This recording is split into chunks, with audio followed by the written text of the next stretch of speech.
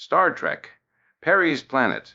Written by Jack C. Haldeman II. Read to you by Chatterbox TTS. Chapter 1. Captain's Log. Stardate 6827.3. Update. We continue to hold a stable orbit around the dead, uninhabited planet. Out of necessity, all impulse power has been shut down, while Chief Engineer Scott repairs the fused switch array. It should not delay us much longer. The medical team we are carrying to the planet Waycross is anxious to continue. So are we. This is the third extension on our mission, and we are long overdue for B&R at Starbase 6. The dilithium crystals are dangerously low, in need of replenishing, but that cannot be helped at this time.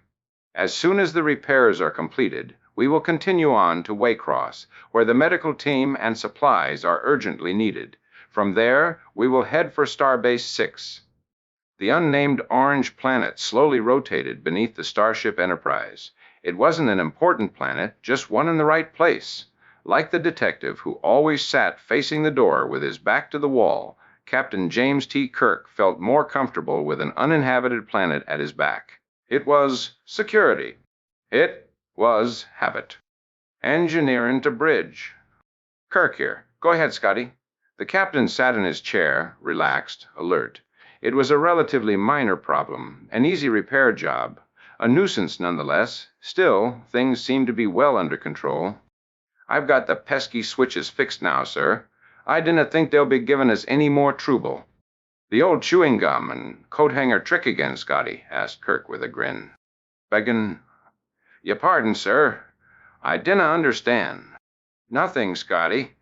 Just an old-fashioned cure-all. I assure you there's nothing old-fashioned back here, sir. He sounded genuinely hurt. I'm sure of that, Scotty. Good job. Carry on. Aye, sir. Kirk looked around the bridge. Everything was in order. Prepare to leave orbit, he said. Aye, sir, said Sulu, moving forward to enter the proper coordinates. Spock leaned back from his screen, turned toward Kirk with a puzzled look on his face. Captain, he said, there is something very strange here. I'm getting a reading. Where? The great bulk of the starship suddenly slipped sideways and gave a sickening roller coaster dip. Alarms clanged throughout the ship. Red alert! All decks, red alert. The lights flickered, dimmed, went out entirely for a second, were replaced by the softer lights of the emergency power. Battle stations, we are under attack. The sharp, angry lines of a Klingon warship appeared on the screen in front of them. It hadn't been there a few seconds ago. Blasts of pure energy leaped from the ship. The Enterprise, now with full deflectors, rocked slightly under each impact. Activate the main phaser banks, said Kirk. Locked in on target, sir, said Sulu, hunched tensely over his controls. Fire. A burst of phaser fire spit out from the Enterprise and lapped against the enemy ship. It rocked unsteadily, retreated. Kirk released his rigid grip on the arms of his chair. Damage report, he barked. The intercom was a babble of voices, some calm, most excited. Kirk picked out engineering. Scott here, sir. We took a bad one just below us. Bera, bad. Casualties. Canna say how many. We're turning a boot 3-4 power. Most of it's going to maintain the deflectors. The dilithium crystals, sir. I know all about the crystals, Scotty. Do what you can. Other stations reported in.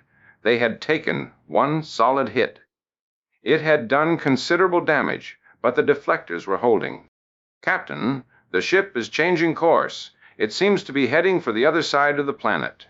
Kirk nodded. That would make sense. Even partially disabled, the Enterprise was no sitting duck, not by a long shot. The Klingon vessel would use the planet as a shield. Having lost the element of surprise, the enemy ship wouldn't be taking any more chances than necessary. Keep the planet between us, Mr. Sulu. We have repairs to make. Maintain red alert. Aye, Captain. Spock, what happened? And, a very curious thing, Captain. I received an apparent sensor reading just before we were attacked, but the reading I had indicated a much smaller mass and an entirely different direction. There was no warning of the Klingon vessel at all. Your opinion. Based on the extremely limited facts at our disposal, Captain, it would appear that the Klingon ship is equipped with a device that we are unfamiliar with. It managed to fool our sensors, feed through faulty data, and slip in undetected. That allowed them time to fire one shot before our deflectors automatically erected. A check on our sensor network shows everything operational. There is no readily apparent malfunction in that system. By some unknown means, they were able to approach us undetected until it was almost too late. If we were to capture that Klingon ship, Mr. Spock, what do you think our chances would be of discovering how they evaded our sensors? The chances would be very good, Captain, approaching certainty, said Spock. But we have our orders. They are quite explicit. I know the orders very well, Mr. Spock, said Kirk, a little too abruptly. I was simply thinking out loud. Lieutenant Uhuda twisted in her chair, head cocked, hand to her earpiece. Captain, I have a transmission coming in from the Klingon ship. Put it through, Lieutenant. The planet on the screen faded and was replaced by the face of a male Klingon officer. The face was vaguely familiar. His smile was forced, eyes cold as ice. A scar traced a thin line across his forehead. Behind him, at rigid attention, stood two Klingon officers of lesser rank. We finally meet Captain James Kirk. Do I know you? I am Coral, brother to Kal. He paused to let his words take effect. Images came crashing down on Kirk. Images he had tried to bury years ago, tried and failed. A jungle planet, a fight to the death, man to man. Kali, dreaded, merciless Kali. Two had set down on that steaming pit of a planet. Only one had come back. It had been bad, very bad. He could still feel his hands around Kal's throat, Kal's knife in his side. He hadn't wanted to kill the Klingon, but from the first there had been no other choice. It had been necessary, but still he regretted it. It was not something Kirk was proud of. No, he had not forgotten Kali, nor was he likely to ever completely shake the memory. Kirk nodded. Yes, I remember that day. Coral's eyes grew harder yet. A twitch pulled the corner of his mouth up. The effect was one of deadly, calculated evil. I too remember, said Coral. It is not something a Klingon is likely to forget. You will pay for what you did to my brother. Kirk's face was emotionless, hard. He knew he faced a dangerous man. If he was half as sly and treacherous as his brother, nothing but trouble lay ahead. I paid heavily for that day, he said carefully, slowly. Your brother was a worthy opponent. The memory was close to the surface now, too close, bathed in the red fog of remembered pain. You lived, Kirk. My brother died. There is the difference. You will pay for that difference, pay dearly. Not now, maybe not tomorrow, but someday. Someday, when you least expect it, I will kill you. Slowly, painfully. It will give me great pleasure. I have sworn the oath of blood upon our father's grave. Kirk flinched in spite of himself. The oath of blood was the most binding obligation a Klingon could make. It meant that before his peers he had sworn to take revenge in kind. It was a vow never taken lightly. Coral had pledged his life to the destruction of Kirk. All else in his life would be secondary to that quest. All else would be dropped when the opportunity arose to fulfill the vow. He had indeed acquired a powerful enemy. Look at my face, Kirk. Look at my face long, and look at it hard, for it will haunt you always. It will come to you in dreams, in nightmares. You will see it in shadows, in dark places. One day it will be real, and you will die. I look forward to that day. A screen suddenly went blank. They're leaving orbit, Captain, said Sulu, his voice rising a little. They're making a break for it. Should I change our course? Kirk clenched his jaws. There was nothing in the universe he would rather do than give chase and force a showdown. A fight would finish it here and now. There would be no faces in the dark, no nightmares. Even as disabled as they were, the Enterprise, given a little luck, could blast the other ship apart. But he had his orders. No, Mr. Sulu, steady as she goes. We have repairs to make, a job to do. Aye, sir. Kirk realized he was still gripping the arms of his chair. The skin on his knuckles was taut, white, drained of blood. Slowly, consciously, he relaxed his grip. Even as he did so, he realized that there was a new fear in him. something he could never totally relax. "Mr. Spock," he said, "take the bridge. Go on yellow alert." "Yes, Captain." As he rose, Kirk realized he was drenched with sweat. Walking to the door, his legs shook a little, but he held himself straight, and it didn't show. Kirk walked rapidly down the corridor toward engineering to check with Scotty on the damage. From the amount of smoke in the hall, it was likely to be considerable. He was stopped short by Dr. Flagstone, the last person on the ship Kirk wanted to see at that time. "Captain, I demand to know what is happening." You what? Why are we being delayed? What did all those sirens mean?" Kirk took a deep breath to get his temper under control. "It would be too easy to step on the old man, a cheap shot. We have been under attack, Dr. Flagstone. We will be delayed only as long as it takes to repair the damage, no longer. Then we will be on our way again. Those people on Waycross need our supplies and medical team. I'm aware of that, Doctor. We are doing all that we can. Now, if you would be so kind as—" "Oh, can I be of any help, Captain?" A young woman approached them, tall, long, dark hair. It was Dr. Kelly Davis, one of the team of specialists that Dr. Flagstone was taking to Waycross. "Yes, thank you, Dr. Davis," said Kirk. "I was headed back to engineering. There are injured people. Perhaps Dr. McCoy could use some help." "Let's go," she said without hesitation, taking his arm. Dr. Flagstone stood where he was, confused. "Injured people?" he muttered. "You didn't mention." "You never gave me a chance," said Kirk. Disappearing down the corridor was Dr. Davis. It looked bad, but not as bad as Kirk had feared. The major damage was confined to the auxiliary machinery room on Deck 9 and the observation lounge just below it. Kelly Davis wasted no time helping the injured. She was everywhere, doing all she could. Sometimes it just wasn't enough. 3 dead, 12 injured, 2 of them seriously. Kirk saw Scotty across the smoke-filled room. The burly Scotsman's uniform was torn, his face smudged with soot. In frustration, he swung his fist against the wall. Kirk looked away. He understood how Scotty felt. As they finished the repairs to the Enterprise, Captain Kirk had an unpleasant task to fulfill. With a ceremonial crew and 3 caskets, he beamed down to the surface of the unnamed, uncharted planet. Dust-blown wind whipped around them, got in their eyes, settled in their clothes. The sun overhead was a dull orange globe through the airborne grit. A lousy place to spend eternity. Large stones were gathered, a cairn prepared. Kirk said the words he had said so many times before. He knew them by heart, still. They never came easy. Someday, he felt, they would be said for him, probably in a place not too much different than this.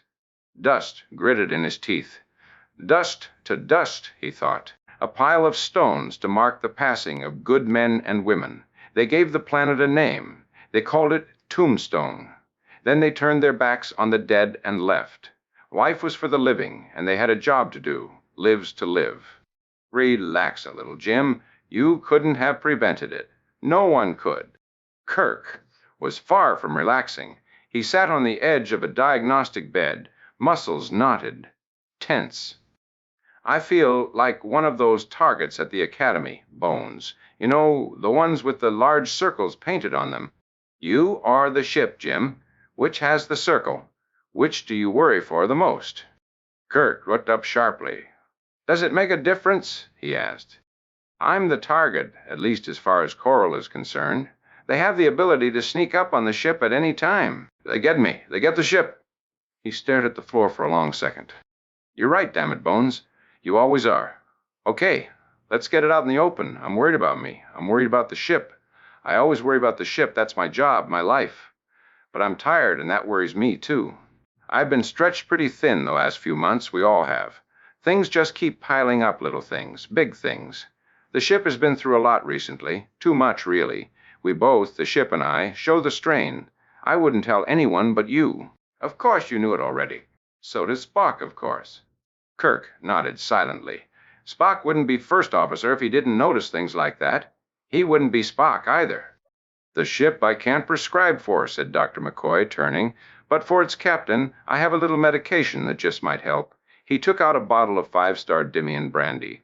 Aged 10 years the old way. Oak barrels. Good stuff. "Bones, I 50 cc's, Jim. Taken orally. Doctor's orders. I don't think so. You don't have any choice. In matters medical, I have the last word. He took 2 beakers from the cabinet, broke the seal on the bottle. He was starting to pour as the door slid open. Kelly Davis started to enter the room, stopped, stepped back into the corridor, uncertain as to whether to proceed or not. Am I interrupting anything? She asked. Not at all, my dear, said Dr. McCoy, walking to her, taking her arm, guiding her into the room. I was just prescribing a little medication for the captain and the ship's chief medical officer. Perhaps you would consider joining us. Kelly saw the open bottle and grinned. Maybe just a little, she said. Delighted, said Dr. McCoy, taking another beaker down from the cabinet. I never got to thank you properly, Dr. Davis. For what, Captain?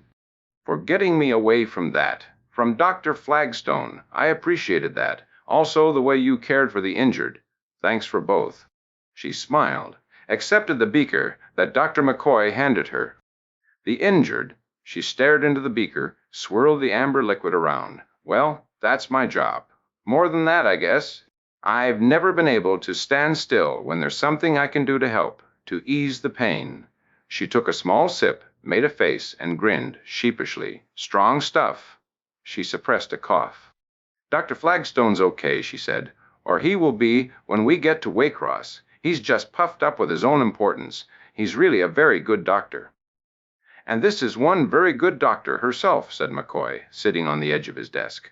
A virologist by training, but very good with the nuts and bolts of taking care of sick and injured patients.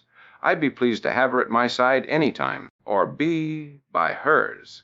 Coming from you, Bones, that's a pretty high recommendation. I meant it, every word of it. Come on, said Kelly. You could charm a bird out of a tree like that. If birds came like you, I might try. Kirk laughed, and even as he laughed, he wondered if this was also therapy, beautifully designed and executed by the multi-talented Dr. McCoy. He decided it didn't matter. He felt a little better. He sipped his drink, wondering how in the blazes Dr. McCoy always seemed to find such good medicine. Smooth, too. Kelly leaned against McCoy's desk. She seemed relaxed. How long do you expect it to be, Captain, before we reach Waycross? Almost 2 days. A little less, probably, said Kirk. Normally it wouldn't take that long, but our dilithium crystals are in pretty bad shape. We have no choice but to take it easy. Then my work will start, she said. I'll be pretty busy for a while. Is it very serious? Asked Kirk. Not yet, but it could be. These things have a way of changing overnight. What? We think it's some form of a mutated virus. Probably a local one, but it could have been introduced from someplace else. So far, all it's done is make everybody sick, very sick. It's not fatal, at least not yet, but it's bad enough. They've lost 90% of their workforce. Nearly everyone is bedridden. We've come across this kind of thing before on other planets. Sometimes they mutate quickly after they've adjusted to humans. Other times they don't seem to change at all. We can usually work something out, though. We carry a pretty extensive laboratory. Kurt nodded. He'd seen their equipment when it had been brought aboard. Everything was of the very latest design. McCoy had nosed around it for a long time, like a small kid looking over another child's toys. He had been impressed, and, Kirk realized, a little envious. Sounds like you'll have your hands full, he said. She smiled and gave an easy laugh. We usually do. New planets mean new problems, new diseases. The further man pushes, the more complex his problems seem to become. I'll go along with that, said Kirk. What will you do after you leave us at Waycross, Captain? Where will you go? Off to another new planet with new problems. Kirk laughed. No, not this time. Nothing as exciting as that. We'll be heading directly back to Starbase 6. The ship and crew could use a little patching up, a little rest. The dilithium crystals aren't the only things around here that need attention. Including the captain, added McCoy. Kirk nodded. That much was true. 46 hours later, the Enterprise hung in orbit above the planet Waycross.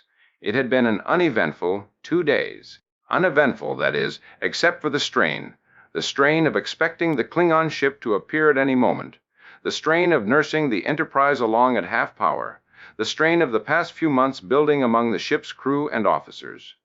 Months of long periods of inactivity and boredom, followed by split-second decisions, frantic activity, and the unleashing of vast amounts of awesome power.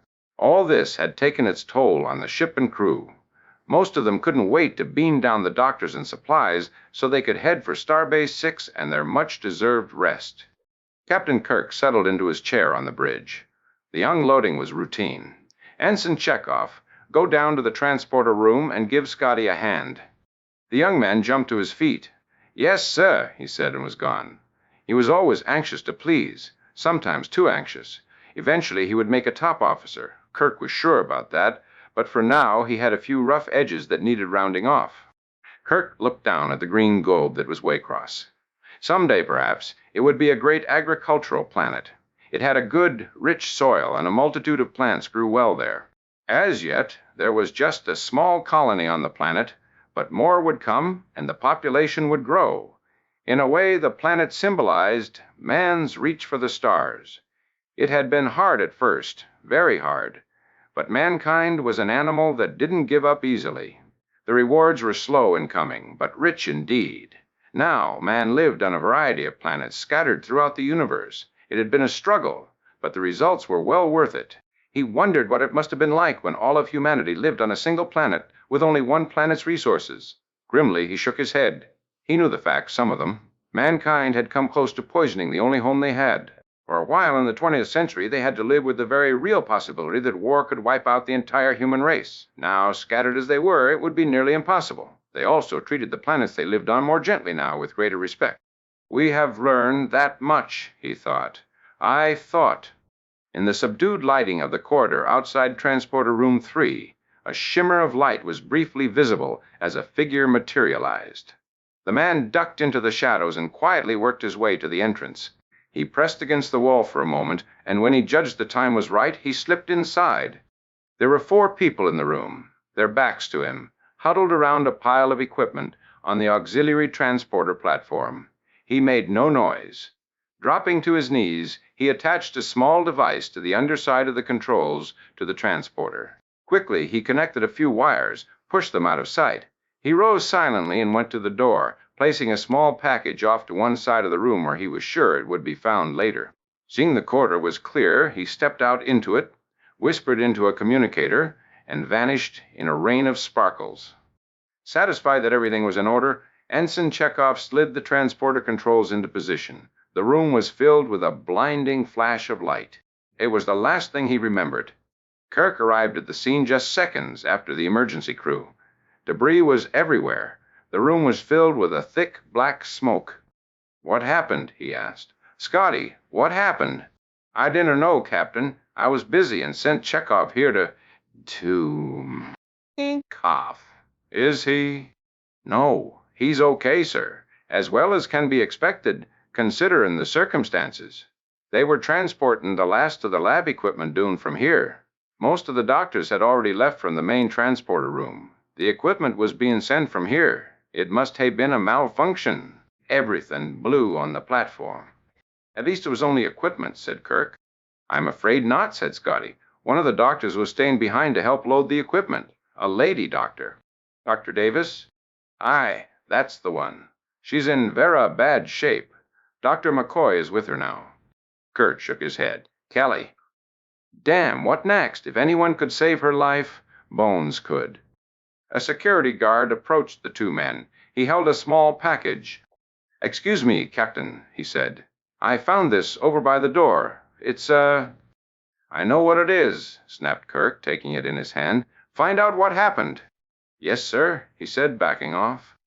Kirk turned it over in his hands. A tape cassette, Klingon origin. "What was it doing here?" "Let me know as soon as you find anything," he said to Scotty. "I'll be on the bridge."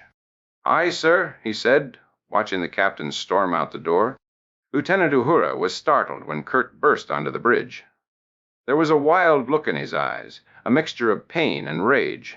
He smelled of smoke. There were black smudges on his face and clothes. He appeared to be holding a great deal inside of him, barely under the surface, barely under control. He practically threw the tape cassette at her. "Put this on the screen. Now." He turned abruptly and went to his chair. "Yes, sir," she mumbled under her breath, working the tape into the slot. The face that appeared on the screen was familiar this time, all too familiar. Coral looked down at the crew on the bridge, his face larger than life, contorted by a twisted, sardonic smile. "That could have been you, Kurt," the taped image said. "It could have easily been you, but that would have been a cheap way out. Too easy, too quick. That would have been a simple killing, not revenge. I want you to suffer. Suffer as my brother did. At night, I trust you will see the faces of those I hope died in your place. Knowing you as I do, I am sure it will give you great anguish. Humanitarianism is one of your weak spots, Kirk, and I intend to use it. I will do everything I can to make your remaining days unbearable, your remaining nights filled with demons. Then I will kill you. Sleep well, Kirk. Sleep well." The screen went blank. The bridge was silent, hushed. "That's all, sir," said Uhura quietly. Kirk shook his head. "No, that wasn't all. Not by a long shot." Chapter 2. Captain's Log. Stardate 6831.4. We are leaving the planet Waycross with our course set for Starbase 6. The crew has been scheduled for R&R while the ship undergoes repairs and the dilithium crystals are replenished. The entire sensor network of the ship will be dismantled and checked. Starfleet Command is as confused about this as we are. There are no indications whatsoever as to how the Klingon ship got close enough to transport a man or team of men aboard to rig the transporter board without being detected. It is hoped that an examination of the ship might provide some information, but that seems doubtful. Our own crews, despite several exhaustive searches, have turned up nothing. Mention was made to Starfleet Command of the blood oath sworn on me by the Klingon Coral, but that has rightly been assumed to be incidental to the immediate problem. The USS Phoenix will be bringing replacement equipment and an additional doctor to Waycross. Due to the extent of her injuries and the medical facilities available, Dr. Kelly Davis will remain on board the Enterprise. Her condition is stable. In the muted lights of sickbay, Dr. McCoy passed the remote sensor over the still form of Kelly Davis. Her breathing was ragged, an uneven gasping in the quiet room. The readouts on the graphic display above the diagnostic bed were low, but satisfactory under the circumstances. It looked better than he had expected. Kelly Davis was a strong woman. McCoy straightened up, rubbed his stiff back. It had been close for a while. He'd almost lost her.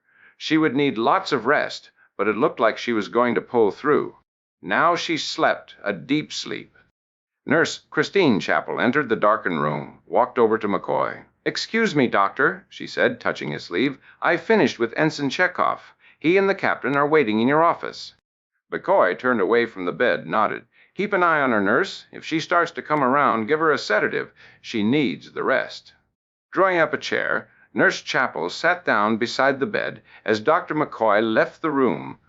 "How about it, Doc?" asked Chekhov in an anxious voice. "Am I going to make it?" His hands and face were covered with a light salve. Kirk stood next to him, leaning against McCoy's desk. "I guess so," said McCoy. "You're tough. Must be all that Russian blood in you." "I still feel a little shaky," he said. "Can I go?" McCoy nodded. "Get some rest, though. Stay in your quarters for a day or two. As soon as your hands heal, you can go back to work. Take it easy until then, though. Give that salve a chance to work." Chekhov left, the door giving a faint hiss as it slid closed behind him. McCoy turned to face Kirk. "Just a few flash burns, Jim.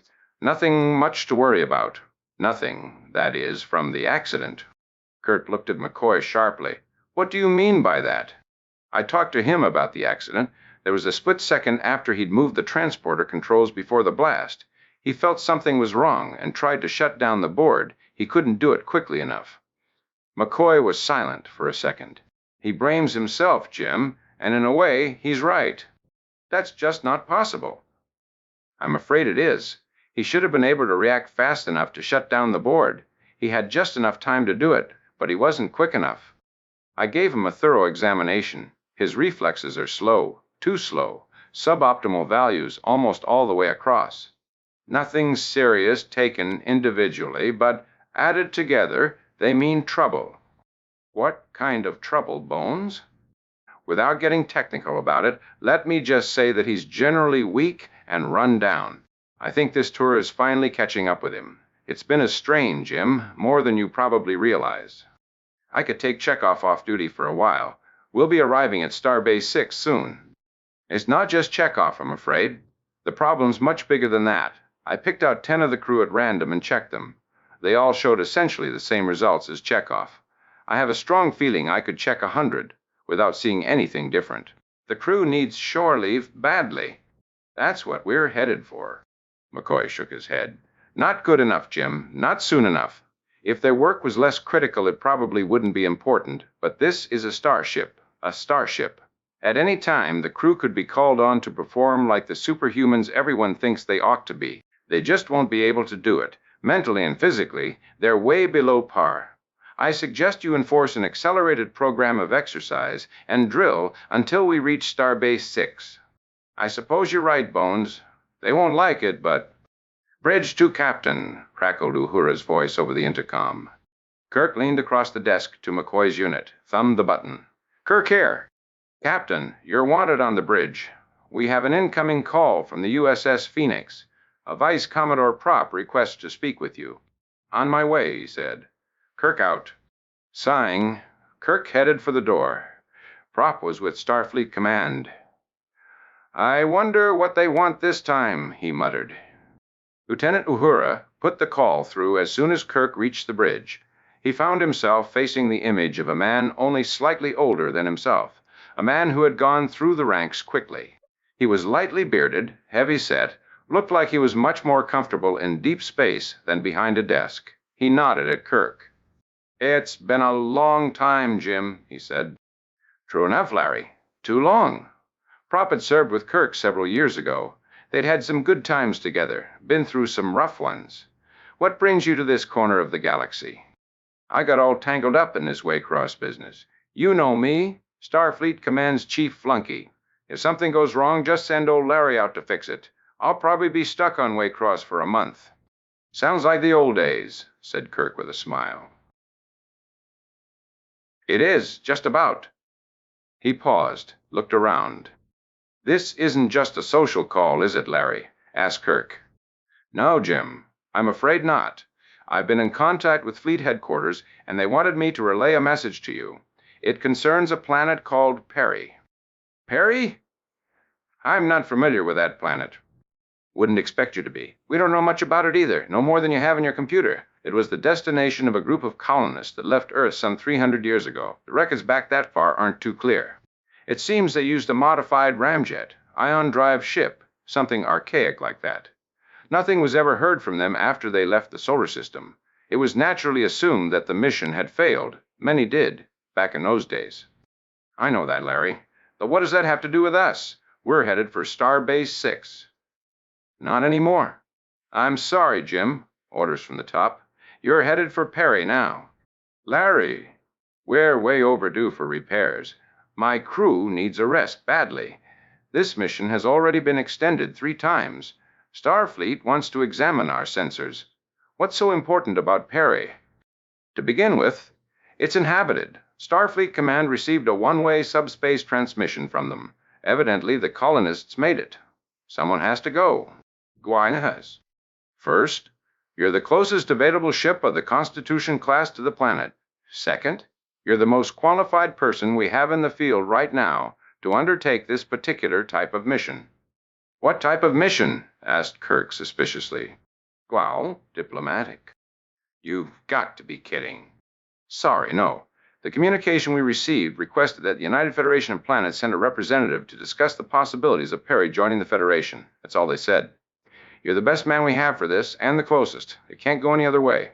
It's important, Jim, or we wouldn't have you do it. I know, said Kirk, shaking his head. I know.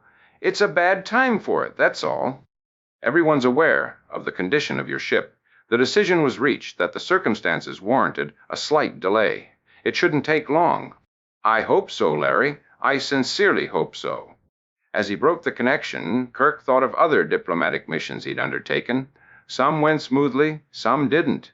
They all took time. He hoped this would be one of the smooth ones. He swiveled his chair to the right. Mr. Spock, he said, what information do we have on the planet? Not much more than the Vice Commodore indicated, Captain. The planet he was referring to is a Class M1, the fourth planet out in a system of 8 around that particular star. Since it is located in a fairly remote corner of the galaxy, it has never been surveyed. The USS Potemkin was scheduled to make a routine investigation of that sector in 6 months. It appears that the investigation will no longer be necessary. Any information in the computer on the colonists, Mr. Spock? Very little. It was a fairly large group, selected from volunteers. There were no religious or political beliefs held in common, as far as we know. Evidently, they used a modified form of suspended animation, a freeze-sleep technique that would have taken 2 generations to reach the planet. Their leader was a man called Wayne Perry, a philanthropist of great wealth at the time. Apparently, he had some sort of a scientific background, though the computer has no specific information on this point. The planet seems to have been named in his memory. According to their original estimates, they should have reached the planet some 250 years ago if everything had gone according to plan. There is no indication, of course, that it did. Kirk nodded, well aware that there had been many failures among mankind's early attempts at space exploration, especially with the colonies. A very high percentage of the expeditions never succeeded. Of those that did, many fell victim to their own planet. Others reverted to barbarism or worse. Out of the mainstream of civilization, many of the cultures had evolved in strange ways. The results were varied and often unpleasant. This one, at least, seemed to know of the presence of the United Federation of Planets and had achieved a level of technology capable of interstellar communication, even if it was primitive, one-way subspace transmission. It could be worse. Maybe this would be one of the smooth ones. Maybe it would go quickly. He had his hopes, but he had his doubts, too. Things were rarely what they seemed to be on the surface. Chapter 3. Captain's Log, Stardate 68, 34.5. We are in orbit around the planet Perry, preparing to embark on the assigned diplomatic mission. The planet seems remarkably suitable to human life. Apparently, there is but one large city, although there are many cultivated farms and small villages scattered throughout the 3 major land masses. The polar areas are small. There are few deserts. Most of the land is green and lightly wooded. It is not, by appearance, a harsh planet. Perhaps the colonists had an easy time of it. Accompanying me to the planet's surface will be First Officer Spock and Chief Medical Officer Leonard McCoy. Our assignment is to convince the ruling body of this planet of the advantages in joining the United Federation of Planets. It is hoped that this assignment can be accomplished in a short period of time, as we are anxious to continue on to Starbase 6. Dr. Kelly Davis continues to recover. Her determination to return to normal activities is matched only by the extraordinary medical skills exhibited by Dr. McCoy in her behalf. Today she walked unaided for the first time since the incident. "Do I really have to go through with this, Jim?" asked McCoy, standing in the transporter room, tugging at his full-dress uniform. "As a ranking officer, Bones, you should be along for the negotiations. Besides, I think you cut a dashing figure all dressed up like that. It ought to help our image." "Image be damned," grumbled McCoy. "This confounded uniform is too blasted tight. If I didn't know better, I'd swear it had shrunk." "It's not possible that you're putting on a little weight, is it?" "Not a chance, Jim. I haven't put on an ounce in years." Kirk looked at McCoy questioningly, doubtfully. "Well, not that much, anyway," said McCoy. Kirk laughed softly, well aware that more than the uniform was bothering the doctor. McCoy's reluctance to use the transporter was common knowledge among the crew and often the subject of mild-mannered kidding and joking. But the memory of the incident in Transporter Room 3 was all too fresh in their minds. There would be no kidding about that today. But that didn't mean that Kirk couldn't try to get McCoy's mind off the subject. "It'll be good for you," said Kirk. "You might even enjoy this mission. Perhaps under that crusty exterior, you have the makings of a real diplomat." "Thanks, Jim," said McCoy dryly. "I'd rather dig ditches. At least that's honest work. Come on, Bones. Relax a little. Let someone else take care of the crabby crew members and ingrown toenails for a while." McCoy shot Kirk a glance that seemed to indicate that he thought the captain was the crabbiest of all the crew members. At least he wasn't worrying about the transporter.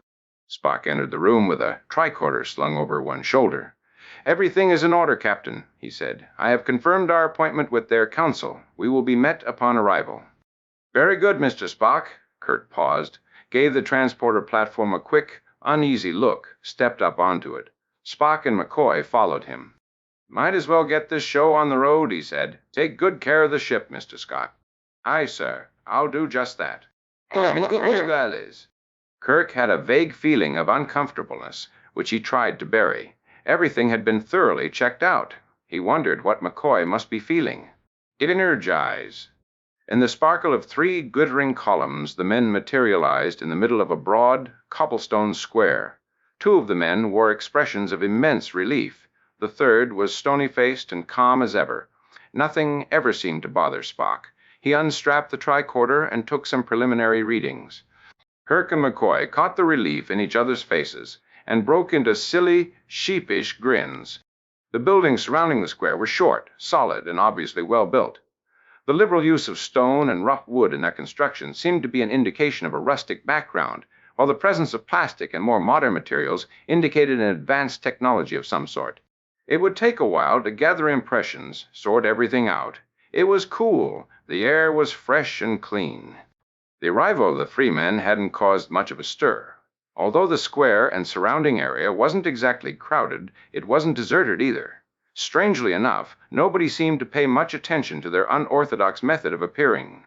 They weren't exactly ignored either. People passing by them would smile or nod politely and pass on, always without speaking.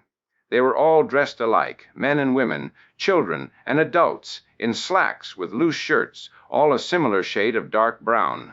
The only bright colors in evidence were scarves worn by the adults, loosely tied around their necks. Just as Kirk was turning to Spock, a young man and woman started to approach them. Kirk noticed they wore yellow scarves, perhaps a badge of office. He stepped forward to meet them. "I am Captain James T. Kirk of the Starship Enterprise," he said. "We are here as representatives of the United Federation of Planets." The girl laughed easily, a light, gentle laugh, like the tinkling of a far-off bell. "No need to be so formal, Captain. We've been expecting you. I'm called Amy, and this is Roos. We are pages at the Council. If it pleases you, we will escort you and your men to the Council chambers." Kirk relaxed a little, almost smiled. "It pleases us," he said. "Lead on." They left the square by a narrow street that wound among the low buildings, evidently a mixture of residential houses and small businesses. Few of the buildings were more than 2 stories high. Most had a balcony along the second floor, where people sat or stood quietly. An ivy-light plant covered many of the buildings and balconies. A small vehicle hummed slowly down the middle of the street. "Propulsion, Mr. Spock?" asked Kirk, indicating the machine. "Solar-powered, Captain. It apparently utilizes a rather large storage battery. Judging from its shape, I would suspect it has serious limitations in both range and speed. Quite primitive." Kirk nodded, taking in as many details as possible. He was sure Spock was doing the same. It was habit. It was necessary. On a new planet, no matter how calm the outward signs, it was vital to collect as much information as possible as soon as possible. Kirk didn't like surprises. Although there were many people walking along the sidewalk, it never seemed crowded. They gave way to each other with polite smiles and small bows. The reactions they gave to Kirk and his men were no different than they gave anyone else. There were no signs of the hurried jostling and short tempers that Kirk had found so common in other large cities. It was a pleasant change from the minor bickering and tense atmosphere that had developed in the ship recently. "Tell me, Amy," asked Kirk, "is it always so quiet here?" She looked puzzled. "Quiet?" she said. "I can hear many noises. The mobiles hum in the streets, and the people talk and laugh as they go their ways. There are noises, many of them." "What I mean," explained Kirk, "is that everybody seems so calm and unconcerned. Nobody seemed to notice us, arrive, or be in the least concerned about us walking among them." "They know that you are different," said Russ. "You dress strangely, and one of you is obviously an alien of some sort. You wear the mark of no guild. But of what matter is that? You have business here, or you wouldn't be among us. If it concerns the people, they will be told about it. It is not polite to pry into someone else's business, and we are a polite people. What does not concern them does not bother them." It's simply common courtesy, added Ami. We live and let live here on Perry. It makes it much easier to get along. It sounds good in theory, said McCoy, but I've never seen it work in practice, especially with large groups. There are always malcontents, troublemakers. There are no troublemakers on Perry, said Russ in a firm voice, drawing the words out slowly. None at all.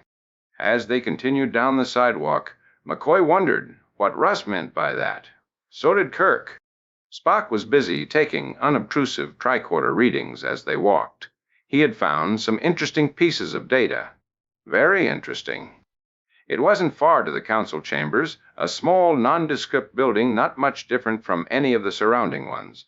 A small brass plaque on the wall was the only thing that set it apart. As they approached the door, Russ held it open, but Spock stepped back, touched Kirk's shoulder. Captain, he whispered, this building is evidently heavily shielded. The tricorder is unable to penetrate it. Kirk nodded, and they entered. It was cool inside, high ceilings, heavily paneled walls, a few portraits. They were led down a long hall to a rather large but unpretentious room. 2 men and 2 women sat around a long table. There were several empty chairs. They rose as Kirk and his men entered. Ami made the introduction of the Enterprise crew to the council members. The 2 men were called John and Mika. The women were Dawn and Joan. No last names were given, and there was an air of easy familiarity among the group, a distinct lack of any noticeable protocol. The council members were dressed identically as Roos and Ami, with the exception of their scarves, which were gold. Make yourselves at home. Please have a seat, said the one called John, who by appearances was the eldest of the group. He indicated a grouping of overstuffed chairs with a casual swing of his arm. Ami, would you please do us the favor of providing refreshments? Ami nodded and left the room as the men sat down. The council members drew up chairs and sat among them. Kirk was anxious to get down to business, but there were formalities to things like this, rituals to perform, even when you weren't too sure what the rituals were. It was better to play things by ear, not to rush anything. The chairs were comfortable. Kirk turned to John, who appeared to be the person in charge. You seem to have adjusted well to this planet, he said. John smiled, nodded. It was not easy at first, but not nearly so difficult as had been anticipated. This planet has been kind to us. We, in turn, are kind to it. It provides us with what we need. Spock spoke up. It would seem that this planet is a particularly suitable one for human life. Yes, answered John.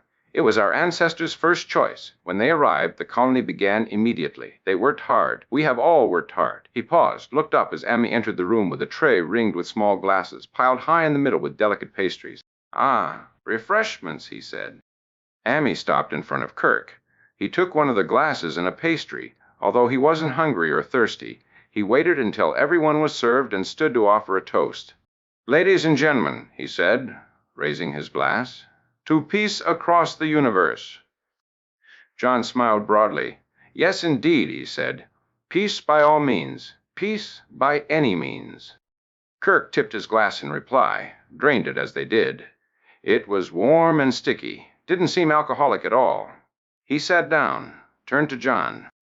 You sent for us, said Kirk. Therefore, you must have some knowledge of the United Federation of Planets and the advantages to aligning yourselves with us. John nodded. We do have some limited technology. Not that we're backward by any means, but we're not nearly as advanced as you. While your technology has been advancing, we have been busy colonizing this planet. We have made advances, to be sure, but they are along other lines. For a long time, we have been able to monitor your communications, but until recently, we have lacked the ability to respond. The Blues can tell you more about that later. It really isn't within my field. Ruse? Asked Kirk. Technos? Technocrats? I'm not sure of your word for them. They handle our physical sciences. I will introduce you to some later if you wish. Anyone with a blue scarf can tell you more than I would be able to. The scarves indicate occupation? Asked Kirk. We have a guild system here. Young people apprentice themselves at an early age to a guild that fits their aptitudes. They are assigned a master to learn from and are given a sash or scarf of the appropriate color. All apprentices start out initially wearing pastel hues of their color. As they increase in knowledge, they receive belts of increasingly brighter shades. Thus, a blue sash is a techno, but the degree of brightness is indicative of their level within the field. I've seen similar systems before, said Kirk. I can't speak for the others, said John, but it works well for us. I'm sure your technology could benefit greatly from association with the Federation, said Kirk, setting his empty glass on a tray passed by Ami. Possibly, said John. I'm sure that there are advantages and disadvantages to joining, as there are in any relationship. But that decision does not rest with us. No? Asked Kirk, surprised. The Council is concerned more in the day-to-day affairs of the planet. A long-reaching decision of this sort would have to be the will of the people, with, of course, a ultimate responsibility resting on Captain Perry. Captain Wayne Perry? Asked Kirk incredulously. That was simply not possible. Of course, said John. He is the protective and benevolent ruler of our planet. He brought us here from the stars. All major decisions are referred to him. He should be along shortly. Currently, he is meditating. Kirk looked at Spock in amazement. Wayne Perry had been the captain of the colonists' ship. If this was true, he would be over 300 years old. We look forward to meeting Captain Perry, said Spock. It was a typical Vulcan understatement. Chapter 4. Chief Engineer Scott stood in the corridor. He wasn't happy. He had his hands full. One hand held an angry crewman with a rapidly swelling black eye, the other an equally angry crewman with a bloody nose. I didn't suppose either of you want to tell me how this happened, he said. The two men glared at each other. Scotty gave them a little shake for good measure. You, Mr. Shaw, he said, letting loose of one of the men. And how did you get such a beautiful shiner? I beg your pardon, sir, he said, touching the side of his face gingerly. You understand wit I'm talking about, that marvelous puffy eye. Oh, that, sir, he said hesitantly. I'm afraid I tripped, sir. Fell down. Scotty turned his attention to the other man. And you, Mr. Cooker? That's a mighty bent nose you got there. Kukar looked down, stared at the floor. Same thing, sir, he mumbled. I fell down. He was clenching and unclenching his fists. Ah, said Scotty. That explains it. What we have here is an epidemic of fallen dune going around the ship. I should have known. Treacherous things, these floors. Sneak up and get you if you don't pay attention. Suppose we all take a walk dune to sickbay and see if we can get this thing taken care of. Scotty held them until they were more or less steady on their feet, pointed them in the direction of sickbay. Shaw spoke up, quietly. Sir, may I ask if this will go on our records, in our permanent file? Scotty managed the barest of smiles. For fallen dune? I seriously doubt it. His face became stern again. Of course, if it was somehow to happen again, it might not sit too well with me. Do we understand each other? Shaw nodded. Thank you, sir. It won't happen again, I assure you. I'm sure it won't, said Scotty, but he wasn't sure at all. When they reached sickbay, Nurse Chapel hardly looked up. What do you have this time, Mr. Scott? Did these men walk into another wall? No. Believe it or no, these two tripped and fell. Seems to be a lot of it going around. Their injuries appear to be quite minor, she said, but I'm sure that if I look around hard enough, I can find a painful and uncomfortable cure. No doubt you can, said Scotty. Thank you very much. Stepping out into the hall as he was leaving sickbay, Scotty nearly bumped into Kelly Davis passing by. Excuse me, Dr. Davis, he said, aware that she was still recuperating. I hope I didn't. I wasn't watching where I was going. She laughed. It's all right, Mr. Scott. I'm not made of glass, you know. Sorry, said Scotty, embarrassed. It's just, well... I know, said Kelly with a smile. You all think I ought to be pampered. You forget I've knocked around on some pretty rough planets. Dr. McCoy advises much exercise as I can tolerate. Walking is good exercise, so I've been walking all over the ship. Would you care to join me for a while? I was heading back to engineering, he said. Then I'll go that way. Fair enough, he said, and they started down the corridor. He had to resist the temptation to take her arm. She was still a bit unsteady, despite what she said. After they had gone a short distance, Kelly spoke up. They were having a fight, weren't they? Who? Asked Scotty. What do you mean? Those two men you brought to sickbay. I saw them. They looked like they'd been in a fight. Well, and might have been a minor altercation, but I wouldn't call it a fight, said Scotty. Nothing serious. Kelly nodded. I've seen it before. What's that? Cabin fever, she said. I guess the worst I've ever seen was on Palvan, a planet they once shipped me to. It was cold there. Everything stayed frozen over for more than 90% of the year. Nobody could go anywhere. They all had to stay in small, depressing shacks, staring at the same faces day after day. By the time the thaw came, they were at each other's throats constantly. Begging your pardon, Miss Davis, but I don't think that could happen on the Enterprise. It may already be happening, Mr. Scott. The men will be fine once we get to Starbase 6, I'm sure of that. I don't doubt that, but... She was cut off by the intercom. Bridge to Mr. Scott, came Uhura's voice. It sounded urgent. Scott stepped over and punched the nearest unit on the wall. Scott here, he said. Mr. Scott, we have lost contact with the captain. Lost contact? How? There are several locations on the planet that our sensors cannot probe. Evidently, they have entered one of those areas. I'm on my way, he said, turning toward the bridge, leaving Kelly Davis standing alone. Nothing seemed to be going right. Captain Kurt didn't like the way the situation was developing. On a new planet, he liked to have all the facts fit neatly together, but no matter how hard he tried, he couldn't fit this new twist into it at all. Wayne Perry couldn't be the same person who captained the original ship. He couldn't be 300 years old. Yet it seemed like the council members believed it. He could only assume the rest of the inhabitants of the planet felt the same way.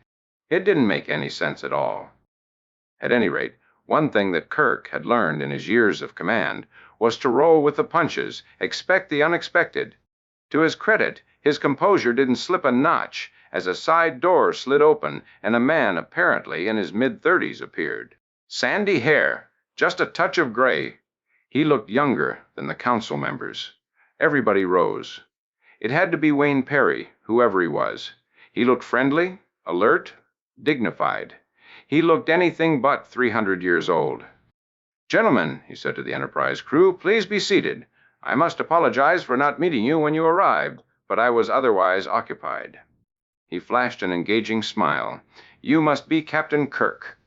Yes, nodded Kirk. And I'd like to present my First Officer Spock and Chief Medical Officer Dr. Leonard McCoy. Pleased to meet you. Captain Wayne Perry at your disposal.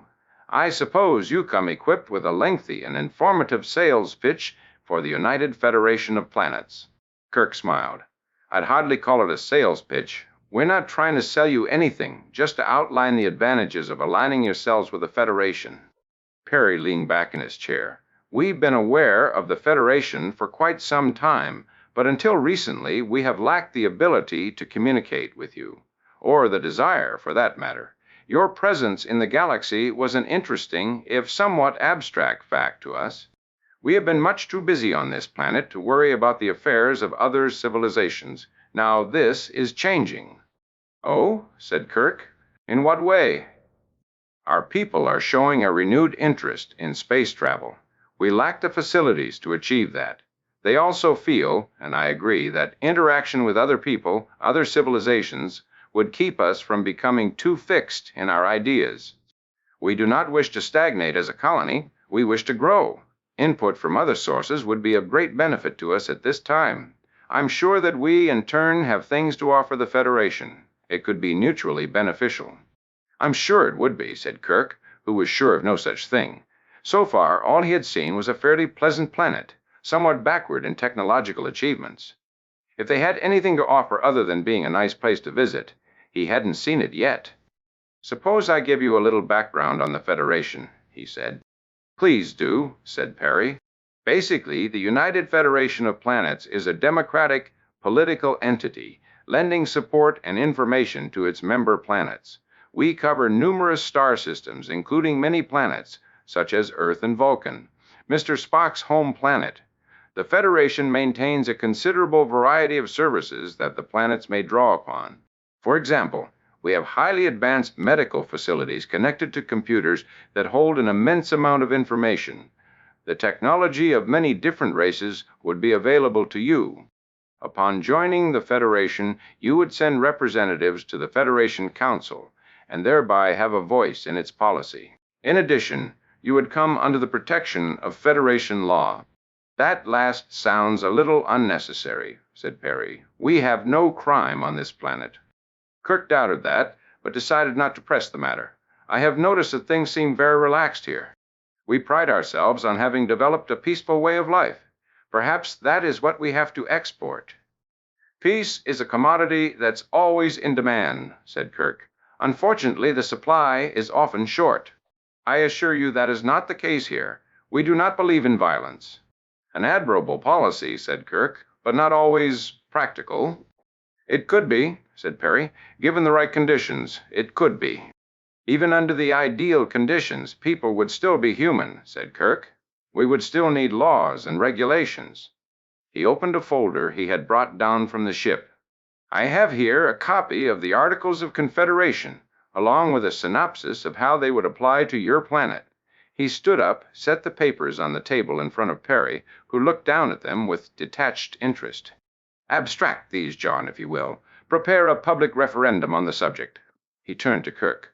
I am inclined to accept the offer to join the Federation, or at the very least remain neutral. But I must first put it before the people. May I ask how long it will take? Asked Kirk. No more than 2 or 3 days, said Perry. These referendums seldom take very long. There are voting stations throughout the city and others in the remote villages. As soon as John prepares the synopsis, it will be presented for consideration. This is normal procedure for any such decision. We have no regularly scheduled elections. Things are voted on as they come up.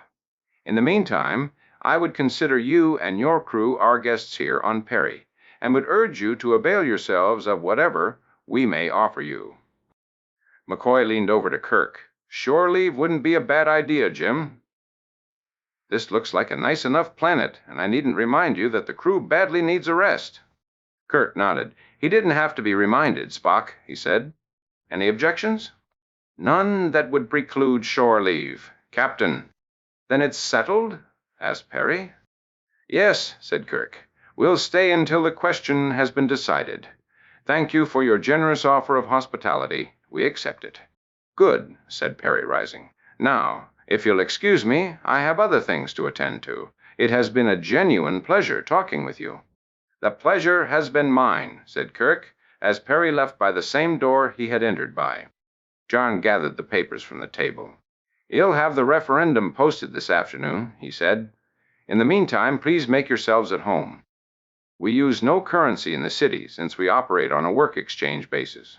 As guests, of course, you and your crew are exempt from our exchange system, so please feel free to utilize any of our city's facilities. I particularly recommend the restaurants and pubs around the square. The food and drink are quite acceptable and the company congenial. Thank you, said Kirk, rising. Amy escorted them to the door. Perhaps you would join us for dinner tonight, asked Kirk. Amy nodded. I'd be delighted, she said. Then she closed the door, and the 3 men stood on the street. Well, gentlemen, asked Kirk, opinions? Not an opinion, Captain, said Spock, but I do have a fact. Yes, Mr. Spock. Wayne Perry is not a human being. Furthermore, he isn't even alive. I scanned him with the tricorder as soon as he entered. He is a very sophisticated computer construct, an advanced hologram, if you would prefer to call it that. He is 3-dimensional and as solid as you or I, but he's no more alive than the sidewalk we are standing on. Why didn't you tell me right away? Asked Kirk. First, there was no opportunity. Second, in light of our mission, it makes no difference whether we negotiate with a human being or a computer as long as whatever we are dealing with has the power to make decisions on this planet. Third, this fact, while interesting, has no bearing on whether or not the crew should take shore leave, which was the only direct question you asked me. Enough, said Kirk. I suppose you have other reasons. 7 major ones, 10 minor ones, with endless permutations and subcategories to follow. Bones, what do you think about this? I think I'll leave Wayne Perry, whoever or whatever he is, to you 2 experts. My only concern is that if the crew doesn't get off the ship soon, they're going to pop their corks. They're what? Asked Spock. Never mind, said McCoy. You wouldn't understand. Vulcans don't have corks. Kirk flipped open his communicator. Kirk to Enterprise, he said. Prepare to beam up the landing party. And in doing so, he sealed the fate of everyone aboard the starship. Chapter 5. Captain's Log, Stardate 6835.1. We are commencing shore leave on the planet Perry while awaiting the results of a public referendum concerning their joining the United Federation of Planets. The first shift beamed down to the surface 2 hours ago, and there have been no adverse signs. The planet seems pleasant enough and the people are friendly. There remain, however, two disturbing elements. One is the computer construct called Wayne Perry, and the other is a heavily shielded area underneath the city. Wayne Perry is an enigma. Although reviewing S. Spock's tricorder tapes clearly shows that he is not human, it does not answer any questions as to why this computer construct exists or what function it serves in this society. As far as we can tell, the residents of the planet are aware that he is different, but do not think this is at all unusual or worthy of comment. We plan to explore this at greater length with the woman known as Ami. The heavily shielded area beneath the city was also discovered by Mr. Spock. It can be penetrated only slightly by the tricorder. Initial analysis indicates diffuse computer activity and some life activity, presumably human. The council chambers appear to be the only building so shielded. Mr. Scott was greatly concerned about loss of contact with us, and rightly so. Spock, Dr. McCoy, and I will return shortly to the planet's surface to join the crew presently on rotation there. It is hoped we will gather additional information. Lieutenant Uhura sat with Kelly Davis at the edge of a large grassy park. The tree they leaned against towered above them, its twisted branches swaying slightly in the breeze. The sky was a strange shade of blue-green, flaked with high, scattered clouds. It was peaceful in the park, quiet, uncrowded. The Enterprise was far from their minds. It was a good place to rest, take a small breather. Things had been busy. They'd worked hard for months. Now there was a small time for relaxation, letting go. Uhura, feeling the soft winds she hadn't felt in months, began to sing softly to herself. The words were in Bantu, the rhythm gentle. They were old words from older times. What is that? Asked Kelly lazily. An old song about the children of the moon and the lions they meet on the path to glory. It's a nonsense song meant for putting small children to sleep.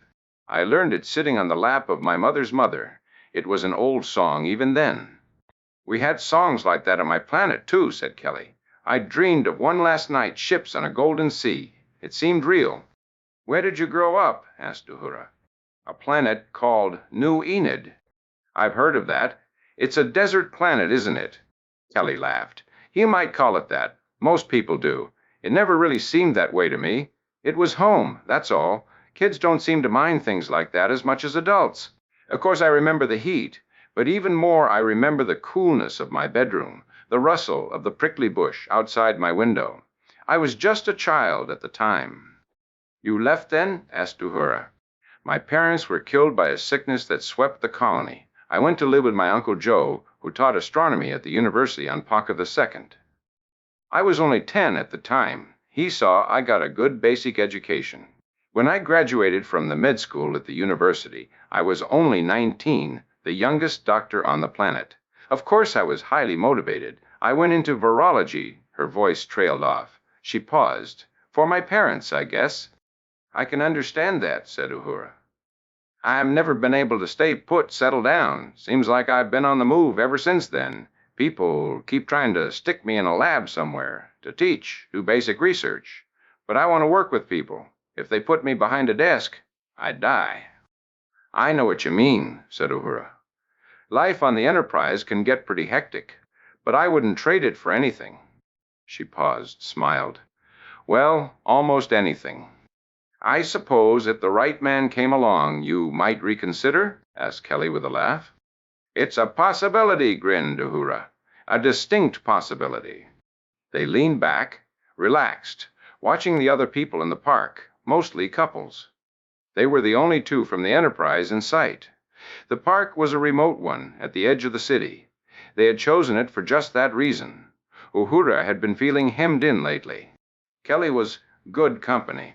I came close to that route once, said Kelly. His name was Mike, and he was a good man, but... Uhura grabbed her arm. Look! At the edge of the park, a man was dragging a woman toward an overgrown path. She was struggling, but not much. As they watched, she went limp in his arms. Let's go, said Uhura, jumping to her feet. Kelly held her back. Wait, she said. We don't know anything about the culture here. That could be normal courtship ritual. I've seen worse on a dozen different planets. You can't be serious, said Uhura. Look around, said Kelly. Nobody is doing anything at all. It was true. The other people in the park were behaving just as they had before. Nobody paid any attention at all as the man disappeared into the underbrush, half carrying, half dragging the unconscious woman. I think we'd better get in touch with the captain, said Uhura.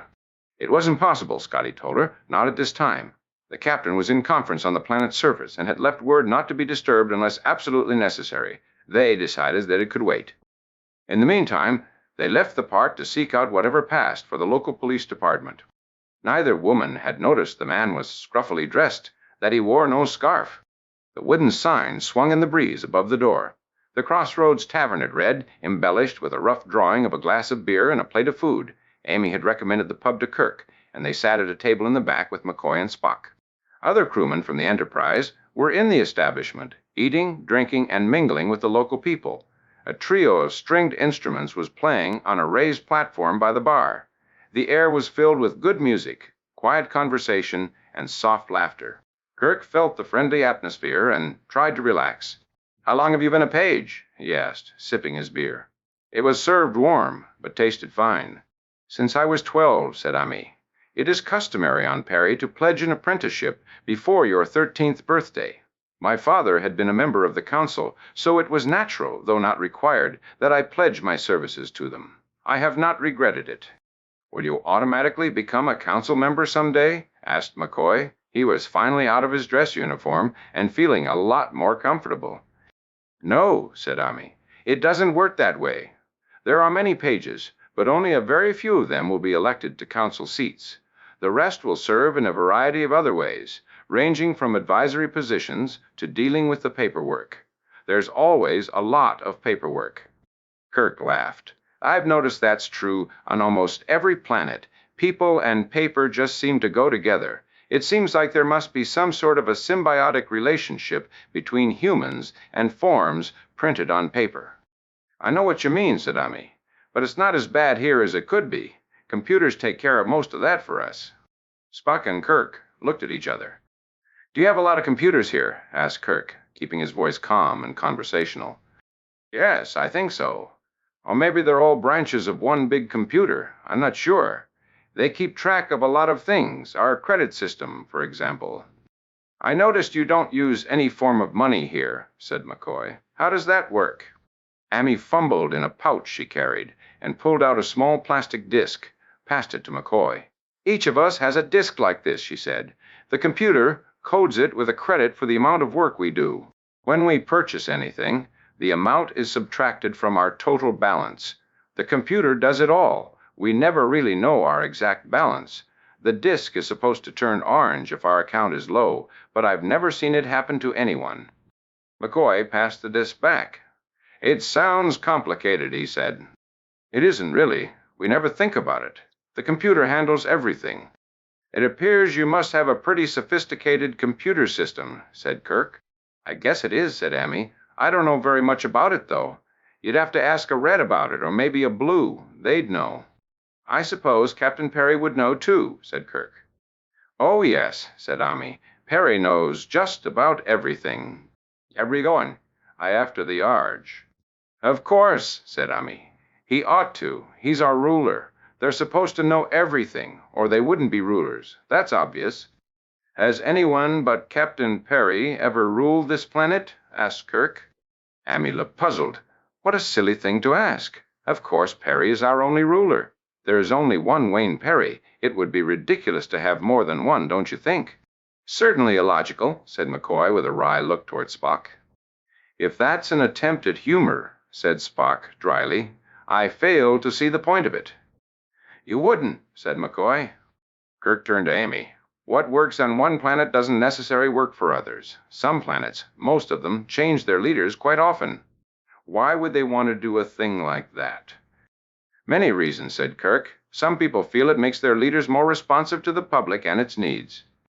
That doesn't make any sense at all, said Almy. A leader has to do what is good for the people, even if they don't always understand it. That's what a leader is for. He knows more than the people, and he's wiser, so he always knows what to do. Always? Asked Kirk.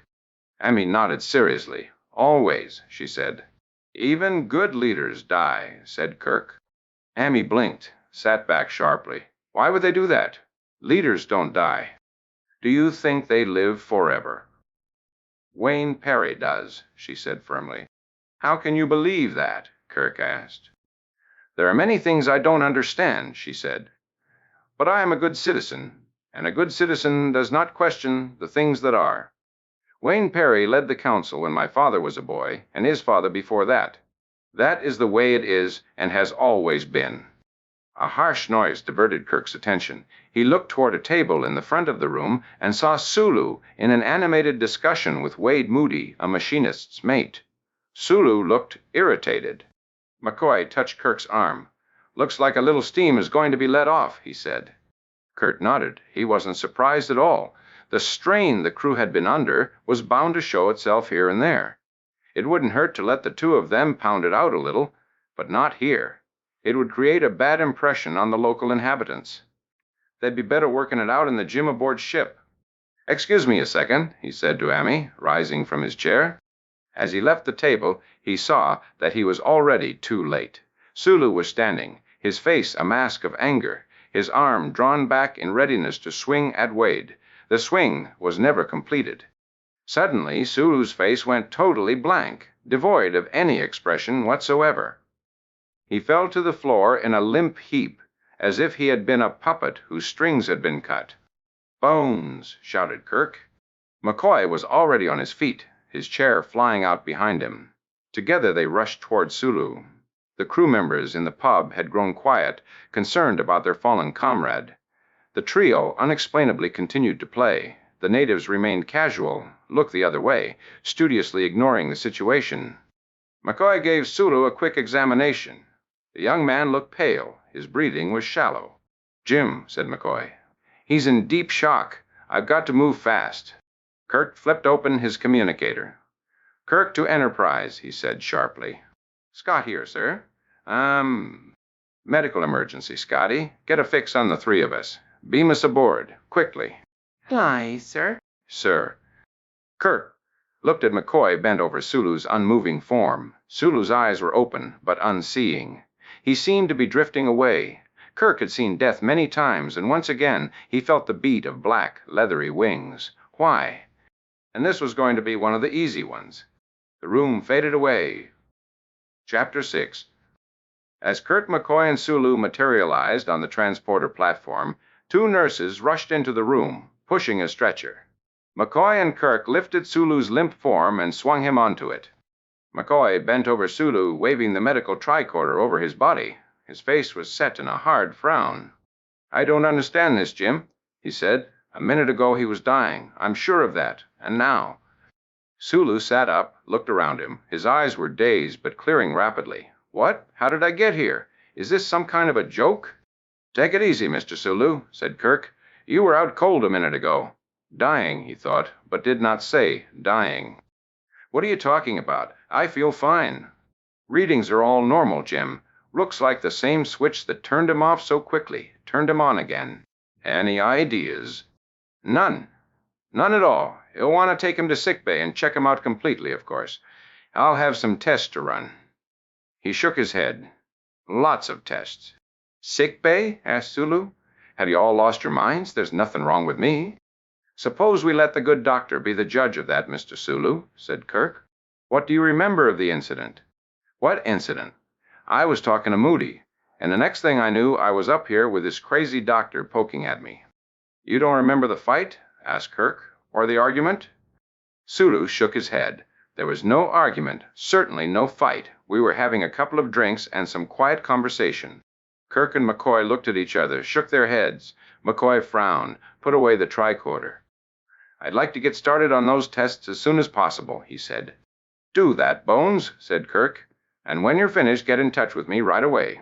I have some questions for Mr. Sulu when you're through. I'd be very much interested in his answers. McCoy and the nurses started to wheel Sulu out of the transporter room. I'd rather walk, said Sulu. And I'd rather you just ride along, said McCoy. You may still be a little shaky. I'm fine, said Sulu. There's nothing wrong with me. He pulled off the restraints that held him to the stretcher. McCoy reached down to replace them, and Sulu made a quick grab toward his arm. Abruptly, the anger drained from Sulu's face. It was replaced by a blank stare. He fell heavily back against the padded stretcher, his face drained. He's done it again, said McCoy. Sick bay, on the double. Rapidly, they rolled him from the transporter room. May I ask what all that was aboot, Captain, said Scott. He went doon vera fast. I don't know what it's about, Scotty, but I'm going to find out. Prepare to beam me back down. Do you expect trouble, sir? I don't know what to expect. Something's wrong, though. That's all I know. McCoy's voice came over the intercom. McCoy to transporter room. Scott slapped the panel. Transporter room. Scott here. Has the captain left yet? I'm still here, Bones, said Kirk, stepping from the platform toward the intercom. What is it? It's Sulu, Jim. He's back to normal again. He recovered before we even got to sickbay. Doesn't remember a thing about it. Okay, I'm beaming back down. Keep me posted. I'll do that, Jim. The test might show something, but frankly, I'm worried. I don't like attacks that come and go, leaving no traces. It's hard to figure. I know, Bones. It worried me, too. Be careful, Jim. We don't know what we're dealing with. That's all I am sure of. Kirk out. He stepped on the transporter platform, nodded to Scotty. Energized, he said. Aye, sir, said Scotty, thinking of the earlier report he'd gotten from Uhura and Kelly. The captain seemed a little preoccupied for that now. It would probably be better to bring it up later. He moved the levers and the captain disappeared. Kirk materialized on the sidewalk outside the pub, immediately rushed inside. Spock was standing at the rear table talking with Ami. He went back to join them. Spock stepped away from the table, intercepted him. I thought we might best speak out of the hearing range of the woman Ami, said Spock. What is it, Mr. Spock? Do you have a report? Yes, Captain, a preliminary one. One of considerable negative information. How so? Sigh. We have here a most peculiar set of circumstances. Although we clearly saw Mr. Sulu arguing with Mr. Moody up to the point of physical violence, it appears that we were alone in observing this. Get to the point, Spock. The point is, Captain, that I have been unable to find anyone other than the crew who will admit to having seen the altercation. Mr. Moody concurs that he and Mr. Sulu were exchanging words and Mr. Sulu threatened to. I think the phrase was, punch him out. This would correspond to the events as we witnessed them, but the two natives at the table with them deny any such event transpired. They deny it? We saw it with our own eyes. So it would seem. They are not alone in their interpretation of the events, however. There were 87 inhabitants of Perry in this building at the time that Mr. Sulu collapsed. Enlisting the aid of Mr. Huff and Mr. Bischoff, we managed to question all but one of them. None of them admit to seeing anything. Your opinion, Mr. Spock? There are many possibilities, but only 3 major ones. 1, that they did see the altercation, but chose not to admit it. 2, that they truly did not see the event. 3, that the event did not occur as we believe we observed it. Your analysis? The 3rd possibility must be assigned a very low probability. It is highly unlikely that all the members of the enterprise in this establishment would simultaneously hallucinate the same event. The 2nd possibility is only slightly better. The restaurant is crowded. The people have eyes and ears. Mr. Sulu's voice was raised to a degree that we heard it at the back of the room. It would be hard to imagine that this could go totally unnoticed by so many people. The first possibility looks to be the most likely. After interviewing the people, I am inclined to accept it, with one reservation. What reservation? What reservation? That they may not be unwilling to talk about it, they may be unable to. Unable? That's ridiculous, Mr. Spock. Indeed? Asked Spock. I am not usually given to ridiculous statements. I suggest you conduct your own investigation. A suitable subject is available at the table. He indicated Ami sitting with Russ, who had apparently joined them. Their conversation seemed casual. You questioned all but one person, said Kirk. Why not that one? I'm glad you asked that, Captain, said Spock, leaning back and folding his arms. That one person was quite unusual. In what way? He wore no scarf, no badge of office. He wore clothes that superficially resembled the rather unimaginative attire of the others, but they were frayed and tattered. Why didn't you mention it at the time? I was waiting for the chance. As you recall, we were interrupted. I recall that, Mr. Spock, said Kirk, a note of exasperation creeping into his voice. But why didn't you question him afterward? Simply because he left during the altercation. Didn't you think that unusual? Not especially. The fight was of no concern to him. He removed himself from danger. That is only surprising in retrospect. How go? So. He was the only native of Perry to do so. All the others do not even admit to having seen the altercation. I think I had better talk with Ami, said Kirk. That would seem to be indicated, said Spock, trailing as they headed for the table. I'm sorry for the interruption of our dinner, Kirk said. That's quite all right, said Ami. I'm sure the captain of a starship must be quite similar to a ruler on a planet. You must be very busy. Sometimes just keeping an eye on my crew occupies most of my time, like what just happened. And how's that? Asked Ami, raising her water glass. Averting fights, things like that. You understand? No, I don't understand. My crew has been under a lot of stress lately. It wouldn't be too unusual for them to take it out on each other once in a while. Take it out? I don't know what that means. Fight, quarrel, push each other around. No, they won't do that. Not here. It almost happened right here in this room. 2 of my men nearly got into a fight. Something stopped them. Agati saw nothing. It happened nonetheless. She shook her head, stared at Kirk over the rim of her water glass. Her eyes were deep blue. There is no violence on Perry, she said calmly. We are a peaceful people. I'm talking about my people, not yours, he said. It doesn't matter, she said. It is impossible, even for your people. There is no violence at all on Perry. What is that, some kind of a rule? She looked at him for a long second. If there was any deceit behind her eyes, it was hidden from Kirk. It is not a rule. It is a way of life. Spock's voice in his ear was even, devoid of emotion. Vital signs steady, Captain. No signs of galvanic skin responses, changes in heart rate, or increased vasoconstriction. She is telling the truth. There is no doubt about it. Of course she's telling the truth, said Roos. You will find that we on Perry are a very peaceful people, a society totally devoid of violence. Impossible, thought Kirk. Impossible. The answer must be with Wayne Perry, whatever he is. Kirk's communicator beeped. He removed it from his belt, flipped it open. Kirker. Jim, you and Spock had better get up here right away. We've got big trouble. What is it, Bones? I'm not sure, but I think whatever Sulu has is spreading. It may be too late to stop it. We'll be right up. Kirk out. He looked at Spock. It looks like we have another problem, he said. This planet is full of them. So it would seem, said Spock. It had been building for a long time, starting back with a dispute over a card game. There was also a woman apparently playing the 2 men against each other. The whole issue was clouded by feelings of anger, jealousy, and dislike. They had things to get out of their system and decided to do it in the gymnasium. 2 falls out of 3. They faced each other across the padded mat. It was a fairly even match. They were both strong, large, in good shape. A referee, a mutual friend, stood by. It was unlikely they would need him except to time the match. Start, he said. The 2 men circled the mat for a second. Then, at the same instant, they lunged at each other. They never met. Both collapsed suddenly, twitched a couple of times, and were still. The referee stood in shock.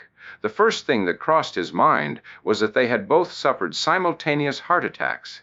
At the same time, he knew that didn't make sense. He ran to the wall, slapped the intercom. "A medical team to the gym," he shouted. "Hurry!" It had started. Chapter 7. Ship's medical log. McCoy recording. Stardate 6836.2. Nurse Chappell and I have just completed an extensive physical examination of Mr. Sulu.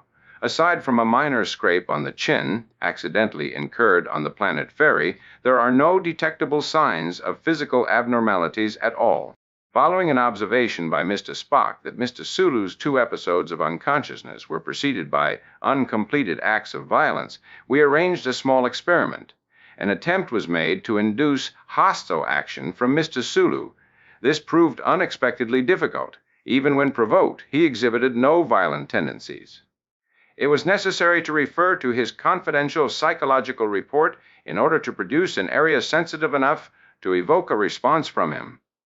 This was as unpleasant for me as it was for the patient. Note: refer at later date that Starfleet Command reevaluate procedures for classification of psychological data.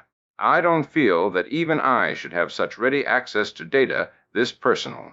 After appropriate stimulus, a reference to a buried traumatic and humiliating event, Mr. Sulu again attempted a violent act and lapsed into an unconscious state. We monitored this condition with all the facilities available. He instantly slipped into a state of deep shock. His vital signs dropped suddenly and drastically. His respiration rate was undetectable. His heart beat only once every 5 seconds. He was, by all measurable signs, very near death. I stood by ready to revive him, but it was not necessary. His recovery was as sudden as his collapse. He was in a state of shock for a total of 17 seconds and suffered, as nearly as we could tell, no ill effects at all.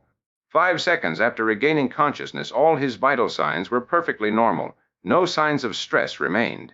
It was as if he had just awakened from a deep, restful sleep. He remembered nothing of the incident. Each of his episodes of unconsciousness had been progressively shorter and more difficult to induce. I would suspect it would be almost impossible to produce another one in this patient. It is almost as if he had been conditioned against violence. There have been, as of this date, 4 similar incidents aboard the Enterprise. They gathered in McCoy's office. There were 4 of them: McCoy, Kirk, Spock, and Kelly Davis. The mood was somber, deadly serious. There had been 2 more incidents.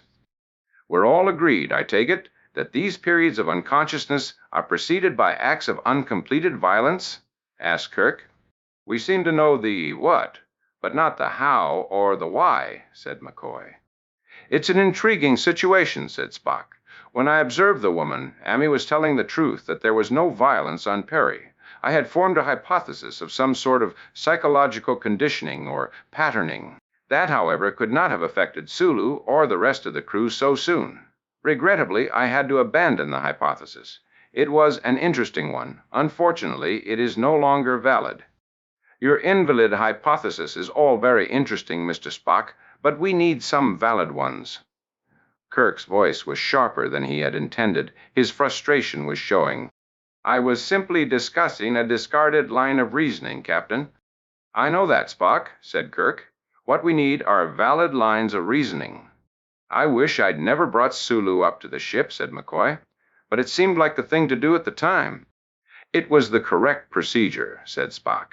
There was no reason for you, or any of us, to expect that it was contagious. That, in fact, is about the only thing we do know, said Kelly. It acts like a psychoactive virus, but we haven't been able to pin it down. Psychoactive virus? Asked Kirk. What's that? Fascinating, said Spock.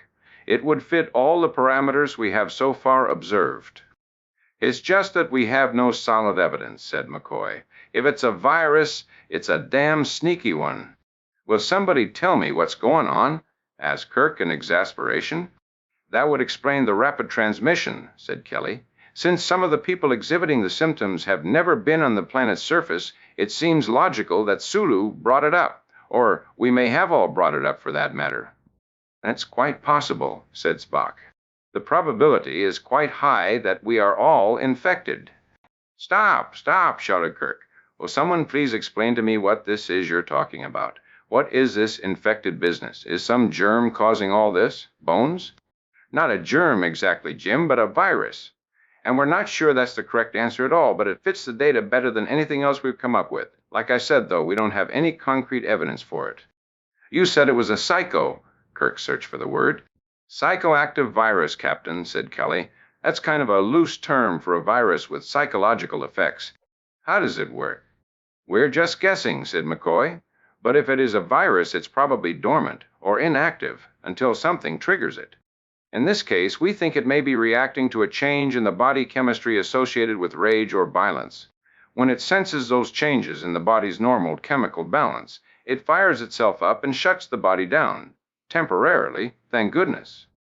I've seen something similar using gases, said Kirk. A cat chasing a mouse will suddenly turn in terror when it gets a whiff of the gas. We thought it might be something like that in the planet's atmosphere at first, said McCoy. But when it spread through the ship, we pretty much had to rule it out. A gas wouldn't work that way. A virus might. It's extremely adaptive, whatever it is, said Kelly. So far, it hasn't shown up on any of our tests. But if it's there, we'll find it, said McCoy. I'd like to try some cultures and more sophisticated tests, but first I had better get a more substantial baseline. How's that? Asked Kirk. I'd like to run some preliminary tests on the natives of this planet. It might give us a better idea where to start. I'm sure that could be arranged. I have a few questions for them myself, Kirk said bitterly. How long will it take you to get your equipment ready? We don't need much. It's ready now. Good. Let's go. Let's go.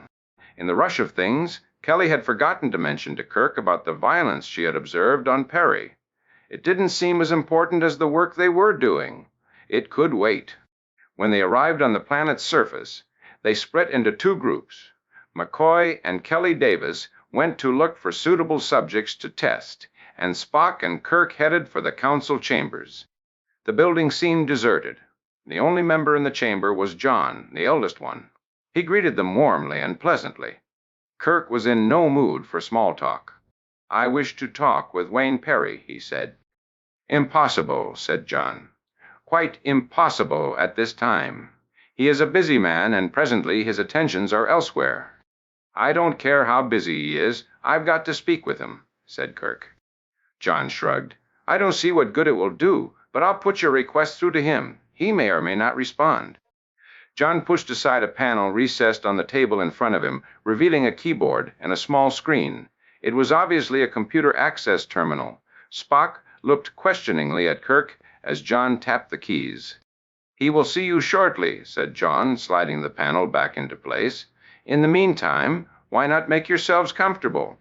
I don't want to be comfortable, snapped Kirk. What I want to know is what's happening on this crazy planet. Indeed, said John with a faint smile. What leads you to believe that this is a crazy planet? We who live here consider it a pleasant place, a calm place. My men are dropping like flies, said Kirk. If they were not violent, that would not happen, said John. We on Perry have learned how to control our violent impulses. We live in peace. I still find that difficult, if not impossible, to believe, said Kirk. All I see are your smiling faces as my men collapse all around me. We are a very peaceful people. Soon you will be like us, and then you will understand. We don't want to be like you. We can't be like you. I'm not convinced your way of life is practical, even in a closed society like you have on Perry. It would be disastrous for us. Would it, Captain?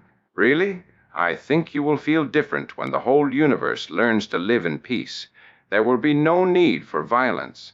I am an old man, yet I may live to see that day. All I know is that my crew seems to be infected with a strange disease, and you gave it to them. Has anyone died? Has anyone been seriously injured? No, admitted Kirk, but it could only be a matter of time. I seriously doubt that, said John. I don't, said Kirk, not for a minute. This could turn out to be deadlier to mankind than the plague on Altair 4. John shook his head. I suppose you issue tranquilizers on your ship. They calm people, keep them from violent acts. Would you call a tranquilizer deadly? Yes, under certain conditions, said Kirk. It could prevent a person from functioning properly in a dangerous situation. You miss the point, said John. Violence cannot be tolerated in a nonviolent society. We must all learn to live in peace. But we don't live in a nonviolent society, said Kirk. You will, said John. Very soon. Soon. At that moment, McCoy rushed into the council chamber. His uniform was torn. Blood was running down the side of his face from a ragged cut above his left eye. Bones, shouted Turk. What happened? Never mind me, he said hurriedly. Scotty's been trying to reach you. They can't. This building's shielded, said Kirk. We'll have to go outside. Hurry, said McCoy. Spock took McCoy's arm, and the three of them headed for the door. Ship attacked? Klingons, gasped McCoy as they stepped outside. And Chapter Kirk flipped open his communicator. Kirk, to Enterprise. The sky overhead was clear, the breeze calm. Everything about the planet seemed calm on the surface, Kirk thought, but deadly underneath. Scott here, sir. Thank goodness we reached you. It's bad here, vera bad. Bring me up to date, said Kirk more calmly than he felt, trying to keep Scotty from getting any more excited or panicked than he already was. It was an understandable reaction on Scotty's part, but it couldn't help the situation at all. Klingons, sir. Korol and his bunch. Right out of nowhere. I don't think they were looking for us, though. They're probably as surprised as we are. We saw them coming in plenty of time to erect our deflector shields. If they'd been after us, we never would have seen 'em. I can believe that, said Kirk, half to himself. They fired a couple of shots, but we deflected them okay. He paused. Sir? We don't have enough power to run. And they fired on us first, Scotty. That's open aggression. Why don't you? Kurt trailed off, his voice shaky. He was struck by a sudden wave of dizziness. He looked over at Spock, who was dressing McCoy's scalp wound. Spock, I can't even give an offensive order. Spock shook his head. I'm sure they couldn't carry it out even if you could order it. Scotty's voice came through the communicator. He sounded weary and frightened. I heard that, sir. It's true. None of us can get near the phaser controls. We've tried, but it cannot be done. I understand, Scotty. I understand, Scotty. We dare not drop the shields, sir. He paused. Besides yourself, there are over a dozen crewmen down there. Uhura, his voice trailed off. I'm afraid. I realize you can't use the transporter. That's unfortunate, but necessary. Do what you can. We'll do whatever is possible down here. Just hold on. Aye, sir. Neither of them mentioned the failing dilithium crystals. That was the limiting factor, and they both knew it only too well. How long the crystals lasted would determine how long the shields could be maintained, how long the Enterprise could fight even a holding action. Kirk estimated about 3 to 4 hours under full shields, but he could be wrong about that. Quite wrong. As soon as Kirk finished talking with Scott, he turned back into the building, headed straight for the council chambers. McCoy, his bleeding stopped, and Spock followed him. Much to their surprise, Wayne Perry was waiting for them. He was alone. John had evidently been sent elsewhere. Kirk could barely control his anger and frustration. He had to get to the bottom of this, and quickly. I'm sorry I wasn't here to meet you earlier, said Perry, but I hadn't expected you so soon. I was occupied with other business. Talking to the Klingons, no doubt, said Kirk. As a matter of fact, no, said Perry with a smile. The Klingon ship has been much too busy since their arrival to contact me. I suspect they will get around to it in due time. There is no need to rush them. Did you call them to Perry in order to be trapped like we are? Asked Kirk. Perry shrugged. What difference would that make? You are violent men. Where violent men go, violent men follow. They would have been here sooner or later. He paused, stood from his chair. Actually, I did contact them, much as I contacted you, but I would hardly call you trapped. You are free to leave at any time. Free to leave? Kirk asked incredulously. Thanks to the Klingons, we couldn't leave even if we wanted to. That's not my problem, said Perry. Violence begets violence. Someday, you will all live in a totally peaceful universe, and then, perhaps, you will realize the folly of your previous ways. I've heard that line before, and I still don't believe it, said Kirk. What have you done to my men? Me? Nothing at all. Well, almost nothing at all. Let's just say they have caught the peaceful spirit of our planet. I'd say they've caught something else. something potentially deadly, something that impairs their ability to defend themselves. They are not impaired, said Perry firmly. Violence is not a necessary attribute of humanity. In fact, it is not even desirable. On this planet, we have eliminated it once and for all. Soon it will spread. What if we don't leave? Asked Kirk. What if we choose to stay rather than spread this nightmare to other planets? That is of little concern to me. You came, the Klingons came, there will be others. Our word of peace will spread. Your disease will spread, snapped Kirk. Hardly a disease, Captain. I prefer to think of it as a cure to a disease as old as mankind.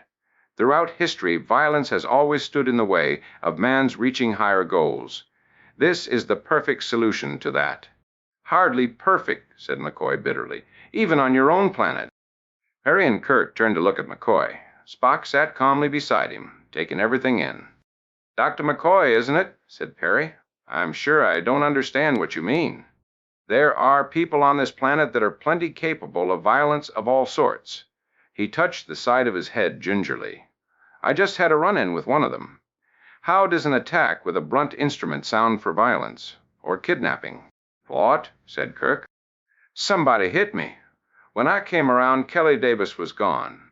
I can only assume they took her. She would never have left me there on her own.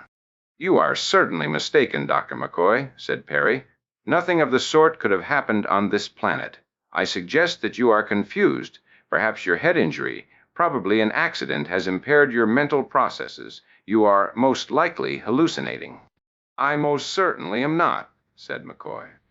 Perhaps you need time to rest. I am sure that Captain Kirk could use some time to calm down. Soon he will see the reasoning behind what is happening. You all will. Until then, I believe further discussion is futile. This audience is terminated. Abruptly, Wayne Perry turned and exited through the side door to the chambers. It closed with a heavy thud. I believe we've been dismissed, said Spock. So it would appear, said Kirk, and they left. A quick check with Scotty showed that the situation aboard the Enterprise hadn't changed much. Random fire from the Klingon vessel was forcing them to keep the ship's shields at full strength. It looked bad. Kirk turned to McCoy. How do you feel, Bones? I'm afraid I'll live, Jim, but I know what I saw. I'm sure of it. I didn't hallucinate this bump on my head. He was 5 feet 10, over 200 pounds. I saw him. I know I did. Take it easy, Bones. We believe you. How was he dressed? Asked Spock. McCoy and Kirk turned to him, puzzled. It was sometimes difficult to see what Spock was getting at. What possible difference could that make? Asked Kirk. It could make a considerable difference, said Spock. Did you notice anything unusual about your assailant, Dr. McCoy? It happened so fast. I remember he was kind of scruffy, not very well dressed, something like that. Did he wear a scarf, a badge of office? McCoy shook his head slowly. I don't think so. No, I'm almost sure he didn't. If he had, I would have remembered the color. What are you getting at, Mr. Spock? Asked Kirk. It occurs to me that we have two anomalies here. Examples of behavior that don't fit the normal pattern of life on Perry, at least as we understand it at this time. I am trying to connect them. In what way? The man who attacked Dr. McCoy and the man who left the pub when Mr. Sudu's altercation began both exhibit signs of behavior we would not expect from natives on Perry. Furthermore, neither of them wore the traditional scarves. It would appear that they exist outside the mainstream of Perry's supposedly smooth-running society. More to the point, at least the one who attacked Dr. McCoy is capable of violence. That in itself is highly significant. It would bear investigation. We don't have time for anything like that, Spock, snapped Kirk. I don't know how long Scotty can hold out. We're running out of time all over the place. Easy, Jim, said McCoy. For once I agree with Dr. McCoy, said Spock. We all realize that the ship is in a bad situation. We must also realize that we are not on board, and we cannot get aboard while her shields are up. Therefore, the matter, for better or for worse, is in the hands of Mr. Scott. What do you suggest that's any better? Asked Kirk sharply. Go chasing after any people we see who don't wear scarves or who look unusual. That would be one avenue of approach, though perhaps not the most productive one at this time. You have a better idea? Asked Kirk sarcastically. I think so, Captain, said Spock. It seems to me that in trying to deal with Wayne Perry, we may have been missing the point. What point? That Wayne Perry is a computer construct. We might do better dealing with the computer directly. Do you think that's possible? Asked McCoy. We don't even have any idea where the computer is, much less how it functions. It's possible, nodded Spock, but it may be difficult. The computer may or may not be centralized. It is certainly hidden. The only interfaces to it I have seen have been in the council chambers. Then that's the place to start, said Kirk. I don't think so, Captain. Both the door that Wayne Perry uses and the panel that John contacted him with are protected by complex locking devices. It would, in all probability, take several days to deduce the code by trial and error. So where do you suggest we start looking? Asked McCoy. Spock pointed down at the sidewalk. I believe the answer is beneath our feet. I think you're the one who got knocked on the head, said McCoy. No, said Kirk. He might have something there. Spock nodded, ignoring McCoy's comment. Dr. McCoy may not be aware that there are areas beneath the city that are shielded in such a manner as to prevent analysis by tricorder. It is apparently a system of interlocking tunnels. What sparse readings we have been able to obtain indicate computer activity, among other signs. What other signs? Asked McCoy.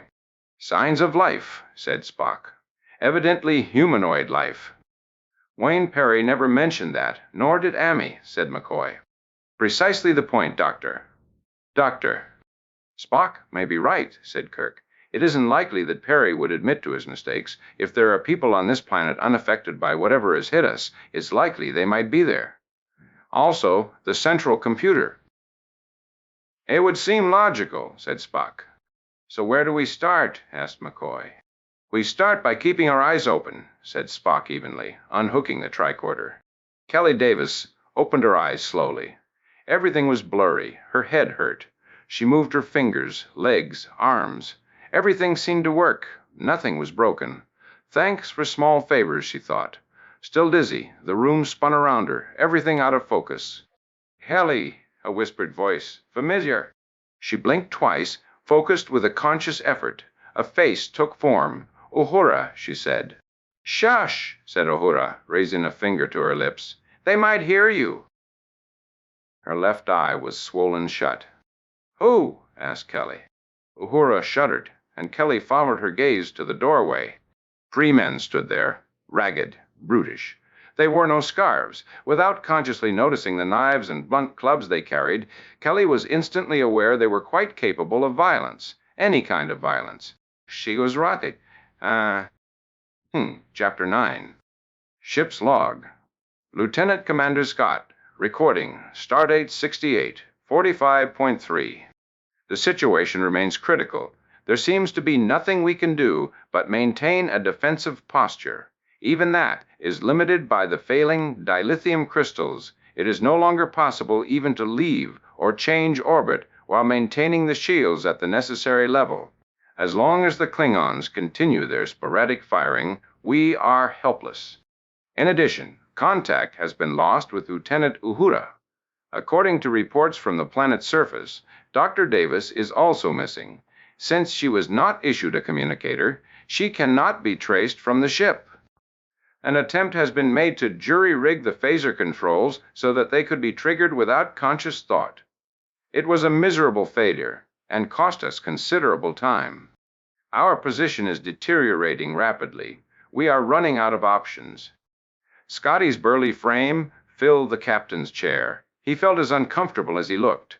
With all his heart and soul, he wished that Kirk was in the chair and he was back in his familiar engine room. He'd never wanted command, but had accepted it willingly when it was forced upon him. There had been other times when he had found himself in command of the ship, and he had been trained for it, but this was different. Now he had no control over the situation, was unable to do what every fiber in his body screamed to do, fight. He tapped the intercom open. Bridge to engineering. Nason here, sir. Give me an update on the crystals. In Pand... Not good, sir. We're approaching the decay point. It will go rapidly downhill from there. I suppose you've tried a shunt from the auxiliary patch board. Yes, sir. As you would expect, we got nothing.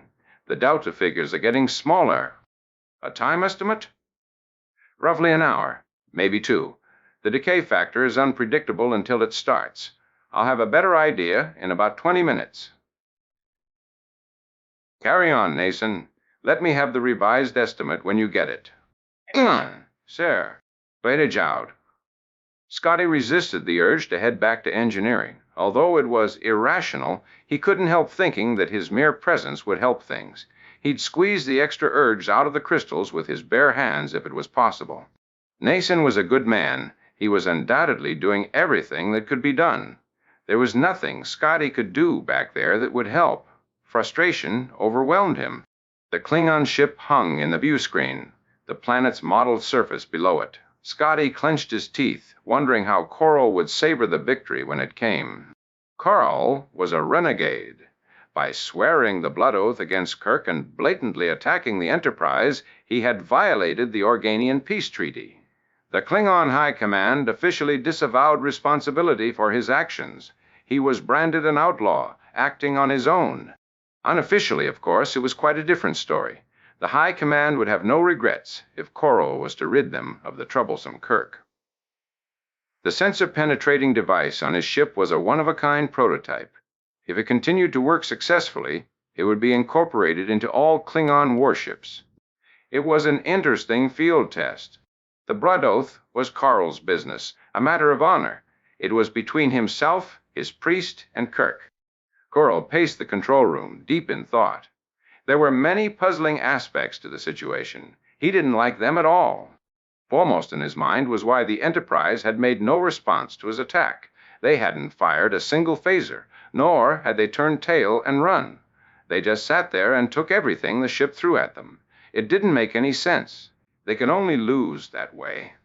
It wasn't normal behavior for a Federation crew, and that made him wary. He wanted to proceed slowly, deliberately. He was close to his quarry, very close, but he smelled a trap. That was the only explanation that made any sense. Why else would they just sit there? Why else would they be there in the first place? There was another confusing aspect. When they had intercepted the subspace communication from the planet, there had been no mention of Federation ships. It had simply been a diplomatic request, and he had been the nearest ship. Although he was technically an outlaw, unable to speak for the Klingon Empire, that was just a minor point. One that could be glossed over, for sure, if they claimed control of a planet over the Federation. But why was the Enterprise here? There were too many loose ends. Lord, there is still no offensive action from the Federation ship. Should I? You should follow orders, said Coral sharply, cutting off his first officer's words. Maintain random firing pattern until I say differently. Yes, Lord. I am going to my quarters. Send the priest to me. Yes, Lord. Coral's quarters were Spartan but functional. As commander, he could have whatever he wanted. As a Klingon, he wanted nothing more than was necessary. A desk, a chair, a hard bed. The frills were for people who were soft, either in the heart or the head. He professed to neither of these deficiencies. Knocking discreetly, the priest entered. You sent for me, Coral. Sit down, priest, and listen. I sent for you because that dog of a first officer has dried Mako for brains. The science officer is not doing much better. They have no answers. They don't listen well. Perhaps you will listen. Besides, his voice trailed off. It concerns your blood oath. Am I correct, Coral? You talk too much, Coral. Priest of my father. If it weren't for your age, I would not tolerate that on my ship. Your father tolerated it, and your brother, may he fight battles in the everlasting, tolerated it. I am an old man, but yet I have my senses and the wisdom of my age. Your age, ha? The days when you lifted sword against your enemies have long passed, Coral. But my mind is not yet dull, Coral. So, tell me what you think, priest, about the position we find ourselves in. You want the man Kirk, don't you? Of course, feeble one, the oath. Is he on the ship or on the planet? I have reason to believe he is on the planet's surface, the dog who should not live. So it is plain, you should go there and kill him. How little you know. I smell a trap. And I have lived longer than you, son of your father, and I see no trap. Then it will harm nothing to destroy the ship, and then get Kirk. Do I detect cowardice? Do I detect insubordination, priest, or disrespect? Need I remind you I hold the power of life or death above you and the rest of the crew? I have faced death many times, Corral. It no longer frightens me. Old man, muttered Corral, turning his back to the priest, facing the wall, hands clasped behind his back. I give them 1 hour, he said quietly. If there is no change in their posture by then, I shall mount an all-out attack. It will give Kurt much pain to see his ship destroyed. Then I shall go to the surface and kill him. By my hand, he shall die. If such is your will, said Curl evenly. I detect a note of disapproval, said Corral, turning. No, Commander, I have lived too long to make a mistake such as that. If it is your will, so be it. You are dismissed, priest, said Corral sharply. The priest rose, raised a fist. Survive and succeed, he said, bitterness in his voice. Corral gave a nod, watched the old man leave. Fool! It was not good to grow old like that. Better to die young on the field of battle. It would be a long hour. He rubbed his hands together. He could hardly wait. Are you sure you know what you're doing, Spock? Asked McCoy. We could go on forever like this. Spock gave McCoy a pained expression. We are near an end of one of the underground corridors, Doctor. It is logical to assume there must be an entrance nearby. Still, I don't. Spock froze. It was so sudden that McCoy stopped short. He and Kirk followed Spock's gaze across the street. There wasn't much to see. A few people, a little movement. I saw one, he said quietly. Where? Asked Kirk.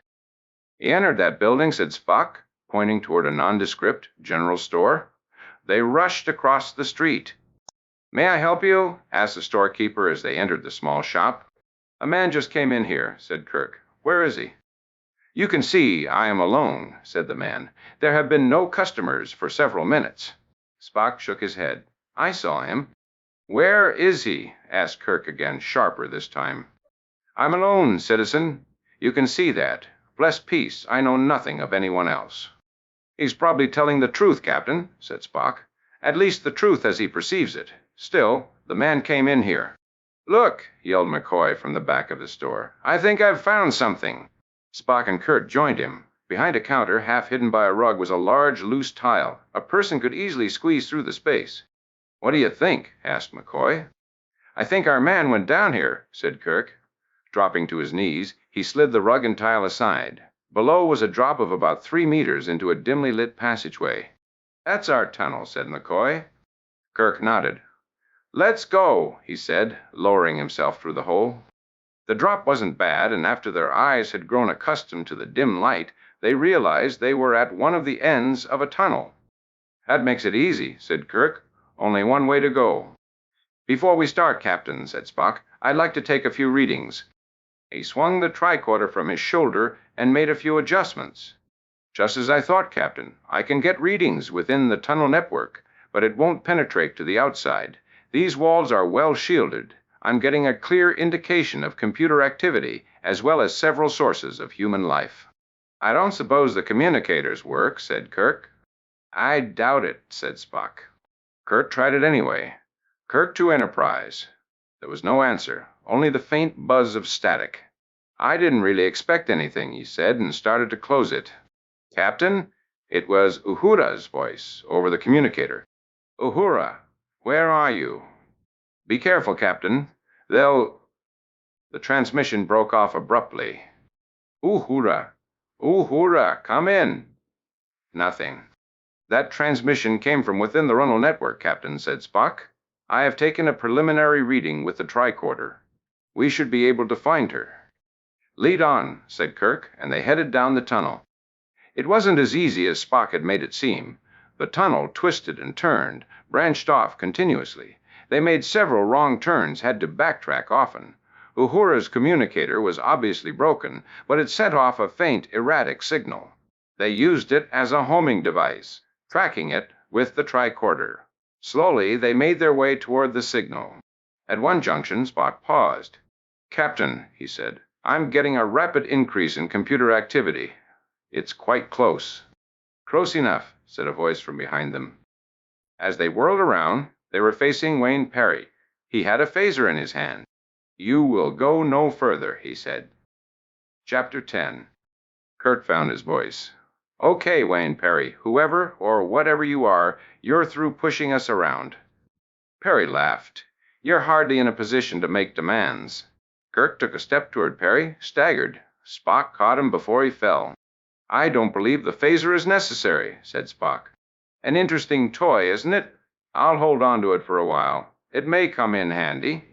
"I don't doubt you are capable of using it," said Spock, "but it seems unnecessary. It is certainly illogical for one who preaches nonviolence to carry one about. I am quite disappointed." Disappointed. Computers are presumably logical. "Ah, you know my little secret." "Hardly a secret," said Kirk, straightening up. "We've known it from the start. The only question is why." "I suppose I do owe you an explanation of sorts, especially for the Vulcan. His logic appeals to the computer half of me." "Half?" asked McCoy. "It started about 20 years after we left Earth on the Merrily. I was on alternate deep sleep and slowdown. I had planned to see the ship safely to its destination, this planet. However, the wake cycles became increasingly painful to me. I consulted the medical analyzer and discovered I had Dexter's disease. It was a terminal case, inoperable, unbeatable. It was only a matter of time. Yet the ship depended on me. They would need me on the voyage and upon settling on the planet. There was no one I could train who could carry on for me. It was necessary for me to live, if not for myself, then for the others. They deserved me. They needed me. They could not survive without me. So I did the only logical thing." "Logical?" asked Spock, raising an eyebrow.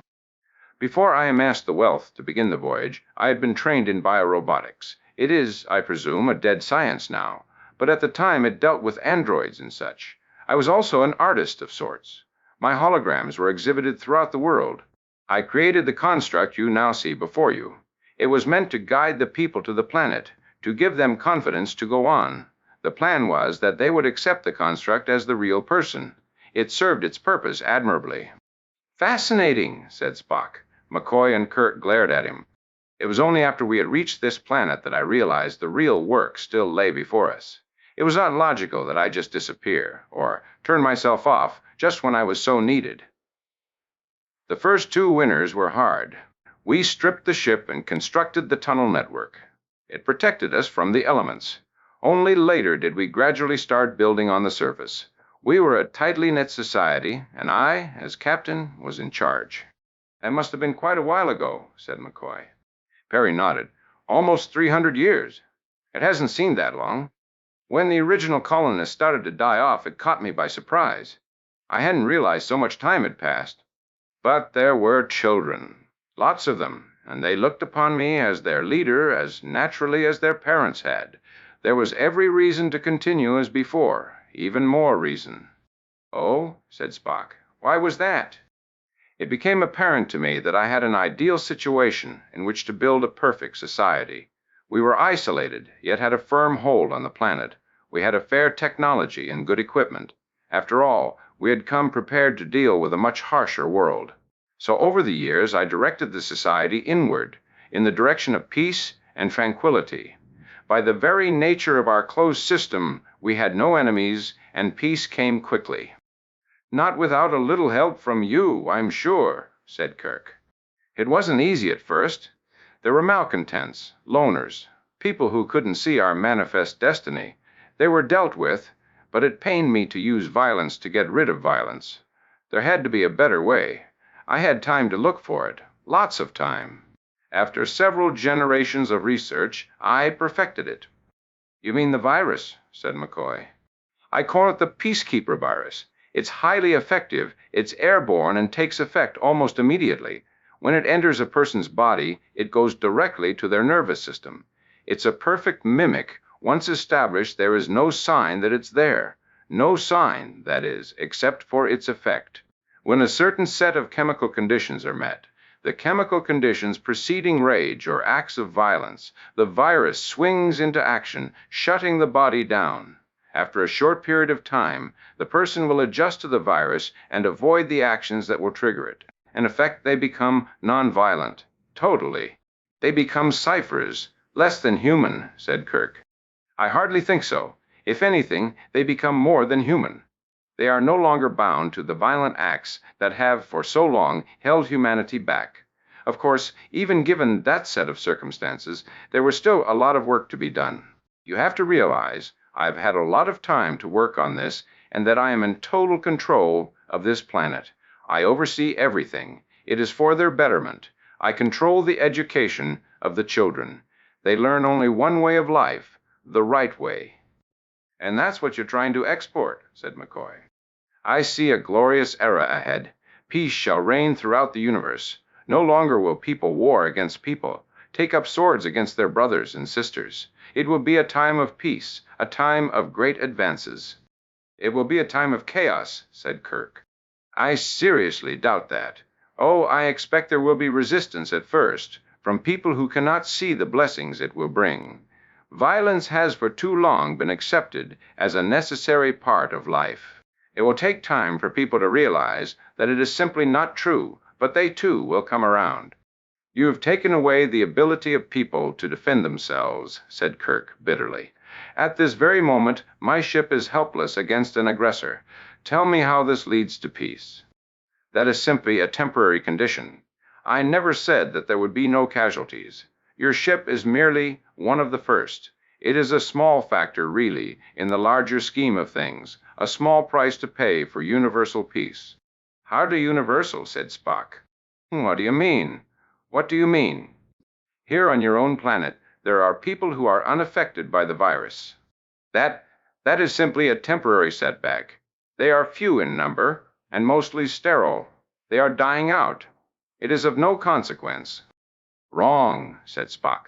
If there exist people who are unaffected by the virus, it is logical to assume that, given the scope of the universe, others will turn up. Perhaps there will be entire races of people who are immune to the virus. The sheer weight of numbers of planets and races in the universe would make this event highly probable. To be successful, even on your terms, the virus would have to be 100% effective. By your own admission, it is not. Therefore, your experiment must be considered a failure. No, shouted Perry, visible shaken. I cannot accept that line of reasoning. The immunes are a temporary phenomenon, transient. They will not last. Soon they will all be dead. That, however, will not erase the probability of it happening again, said Spock. It will not happen again, said Perry. It cannot happen. It was a fluke. It was inevitable, said Spock. The probability of it not occurring was infinitesimal. That's not true. It is true, said Spock. And furthermore, for a computer, you are highly illogical. And for a Vulcan, you... Perry stopped short. He cocked his head, listening for something. A wave of fear came over his face, and he turned abruptly, headed down a corridor. Spock shushed McCoy. Someone's coming. 2 men by their voices. I don't hear anything, said McCoy. I do, said Spock. I believe it would be prudent to leave at this point. They rushed down a branching corridor away from the voices, trying to keep as quiet as possible. It was a corridor picked at random. It was a wrong choice, a dead end. Even McCoy could hear the voices now. They were getting closer. Gentlemen, Spock whispered, I believe we're about to meet the immunes. Chapter 11, Lagenhaba. The bridge of the Enterprise was bathed in the dim red light of the emergency power. Everything else was being shunted to maintain the shields. Almost all the systems aboard were in their maximum power down mode to conserve what they had left. It might give them a few more minutes. Scotty shook his head, thumbed the intercom open.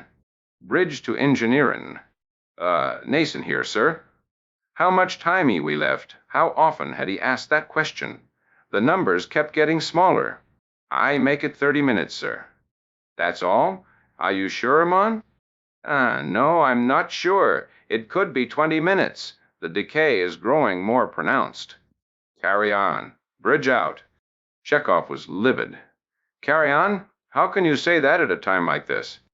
And what would you expect me to say, Mr. Chekhov? Do you have a magic rabbit to pull out of your Russian hat? Of course we carry on. We always have, and we always will. I don't like it. I don't like it. None of us like it, Mr. Chekhov. but there is very little we can do about it.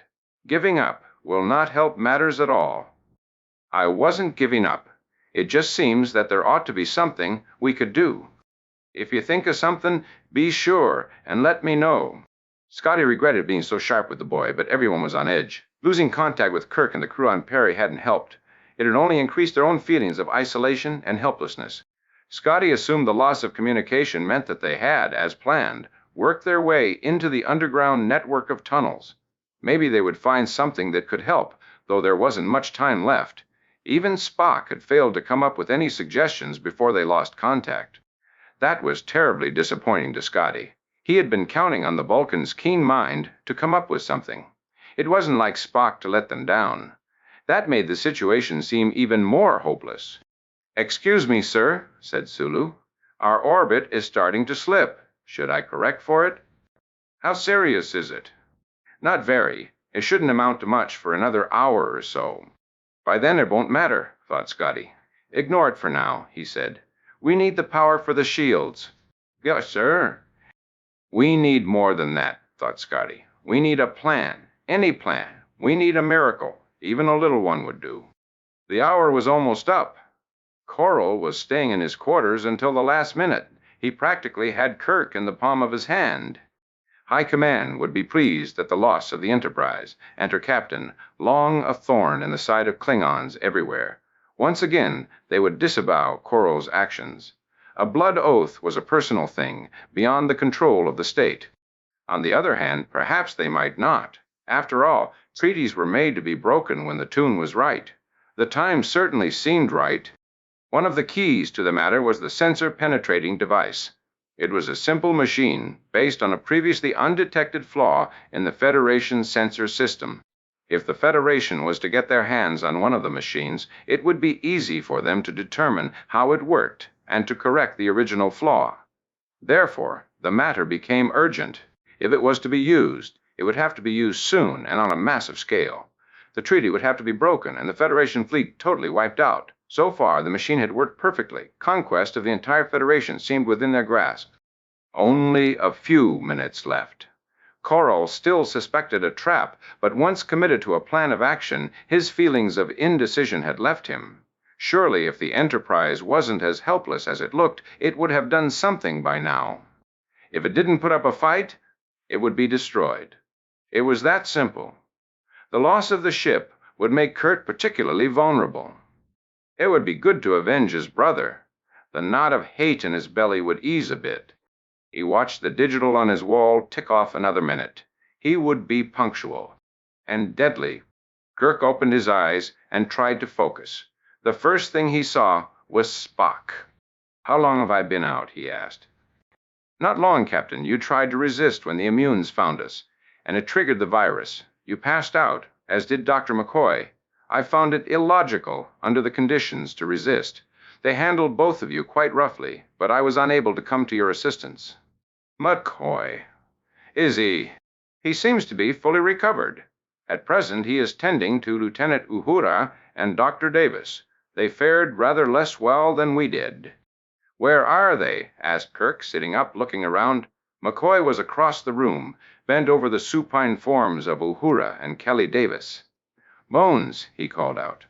"They're okay, Jim," said McCoy. "Considering the circumstances." Spock helped Kirk to his feet. They crossed the room. It was dark, dirty, with a door of heavy iron bars. A guard was sitting outside. They joined McCoy. Uhura looked terrible. Kelly Davis only slightly better. Kirk felt rage rising. He suppressed it with difficulty. "What happened?" he asked.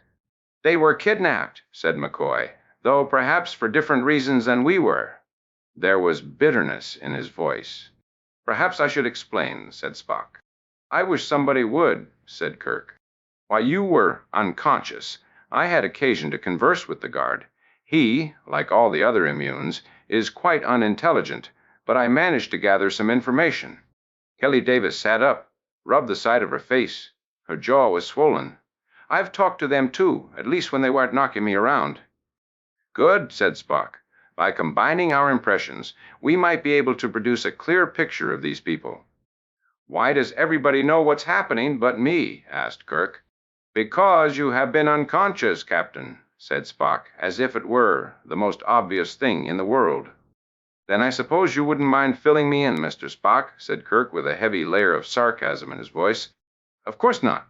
The immunes are subnormal, mentally only partly because they exist outside the mainstream of society on Perry, without the somewhat questionable benefit of Captain Perry's guided educational program. Far more important is the fact that they have never had to learn anything. If they need something, they take it. If someone gets in their way, they knock him down. It's as simple as that. They're never opposed, said Kelly. The virus and subsequent conditioning of the people on this planet make it quite impossible for them to resist. In fact, most of them are incapable of even noticing the immunes.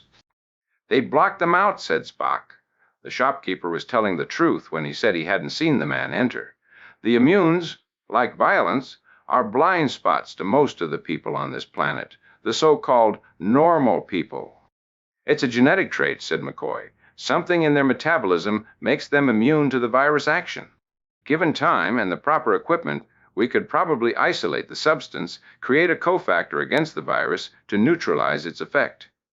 Time is something we're short of right now, said Kirk. One more thing, Jim. Perry was right about the immunes being mostly sterile. They mate with the normals whenever possible. It took a moment for that to sink in. He looked at the bruised and battered Uhura and Kelly Davis. Did they? Easy, Jim. Nothing so far. But like you said, we're running out of time. In more ways than one. Kirk turned. Spock, what about the computer? Two things. One a fact and one a conjecture. First, I believe I have determined the location of the master computer. As we were being brought to this cell, I took advantage of the time to take some detailed tricorder readings. There is an area of intense computer activity not far from here. Most likely it is the source we are looking for. I assume that's the fact, Mr. Spock.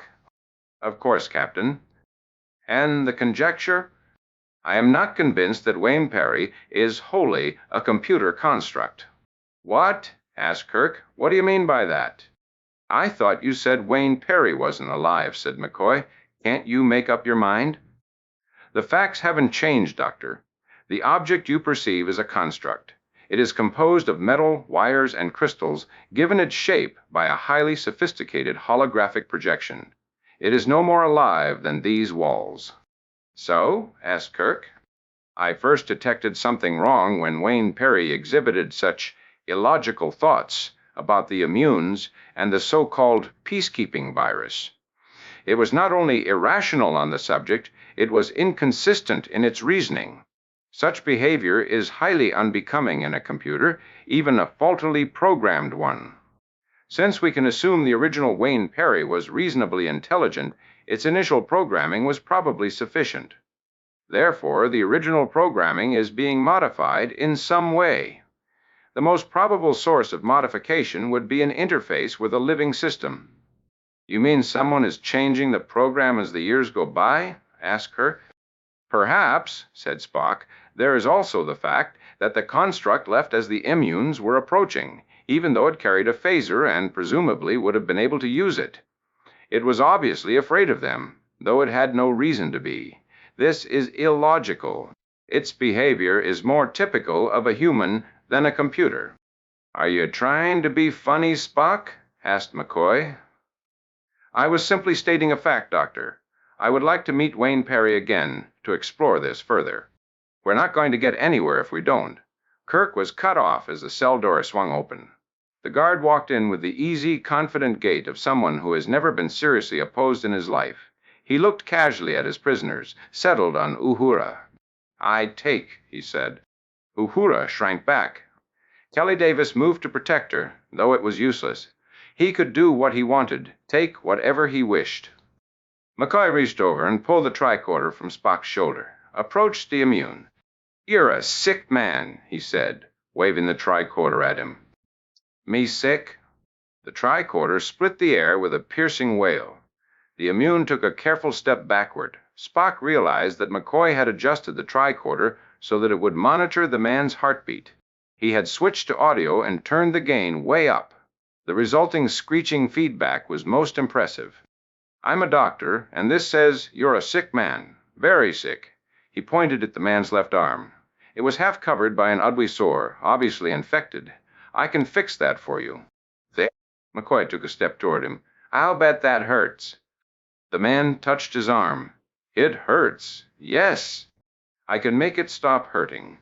The man looked at him suspiciously. "You, not Green." "I wear no scarf like you," said McCoy. "But like the Greens, I heal." The man pushed his arm toward McCoy. He had nothing to fear. "You fix."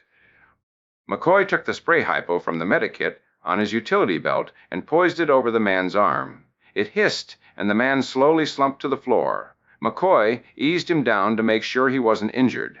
"Let's go," said Kirk, helping Uhura to her feet. McCoy frowned, shook his head. "Wait," he said, removing the spray applicator from his medikit. Slowly and with great care, he covered the wound with an antibiotic. "I had to do that, Jim," he said, replacing his equipment. "It's in my nature to heal." He was suffering, treating that might have stung him a little if he'd been awake. Since, thanks to the virus, I'm incapable of hurting anyone. "So you had to put him to sleep," said Kirk. "He'll be out about an hour," smiled McCoy.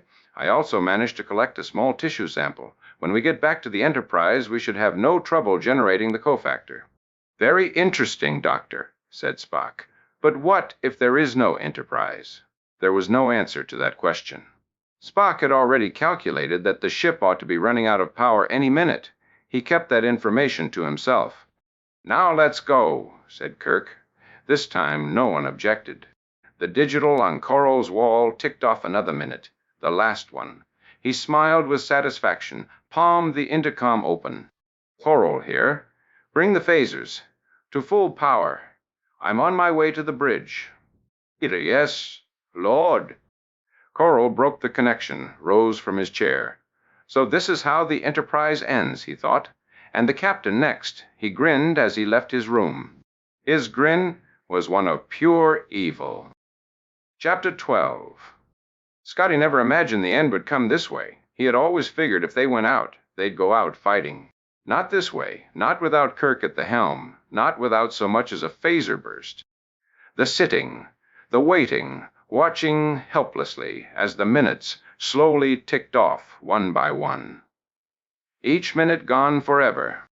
"Sir, there must be something," said Sulu, his voice trailing off as he realized he'd said this before. Many times. He was just talking to hear the sound of his own voice. "Sorry," he said. "That's all right, Mr. Sulu," said Scotty. "I know what you mean. We'll just keep trying to reach the captain and hope the situation will change. That's about all we can do." "I can't take this," shouted Chekhov, rising from his chair on the command module. "We can't just sit here like this." "Easy, man," said Scotty. "If there was something to do, we'd be doing it." "Can't we? Can't we?" His voice faded out. "Do you want to be relieved, Mr. Chekhov?" asked Scotty quietly.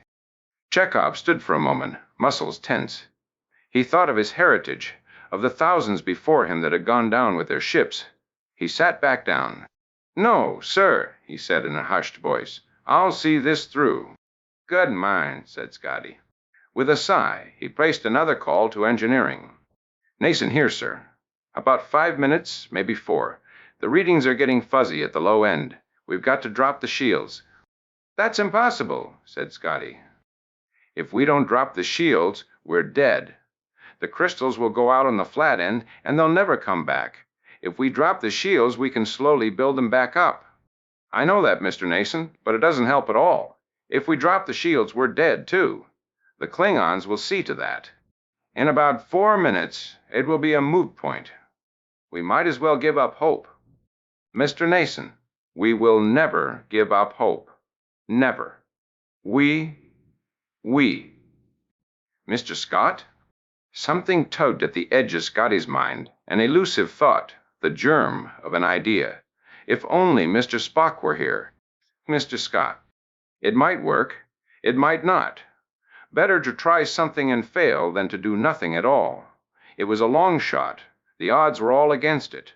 But still. "Mr. Scott, are you there?" Anything was worth trying at this point. "Aye, lad. Meet me in the transporter room on the double." The transporter room? Move, Scotty bolted from his chair. Wish me luck, men, he said as he headed for the door. Luck? Said Sulu. What? No time to explain, said Scotty, leaving the bridge in a rush. Sulu and Chekhov looked at each other. What could all this mean? Had Scotty taken leave of his senses? There was only one thing to do, and that was to carry on. To the bitter end. Another call was placed to the planet's surface. As usual, there was no answer. Spock cut around the corner, hugged the wall. Seeing that the corridor was deserted, he motioned for Kirk to follow. In the dim light, the two men made their way deeper and deeper into the maze of corridors. When they had left the cell, they decided that the best thing to do would be to split up into two groups.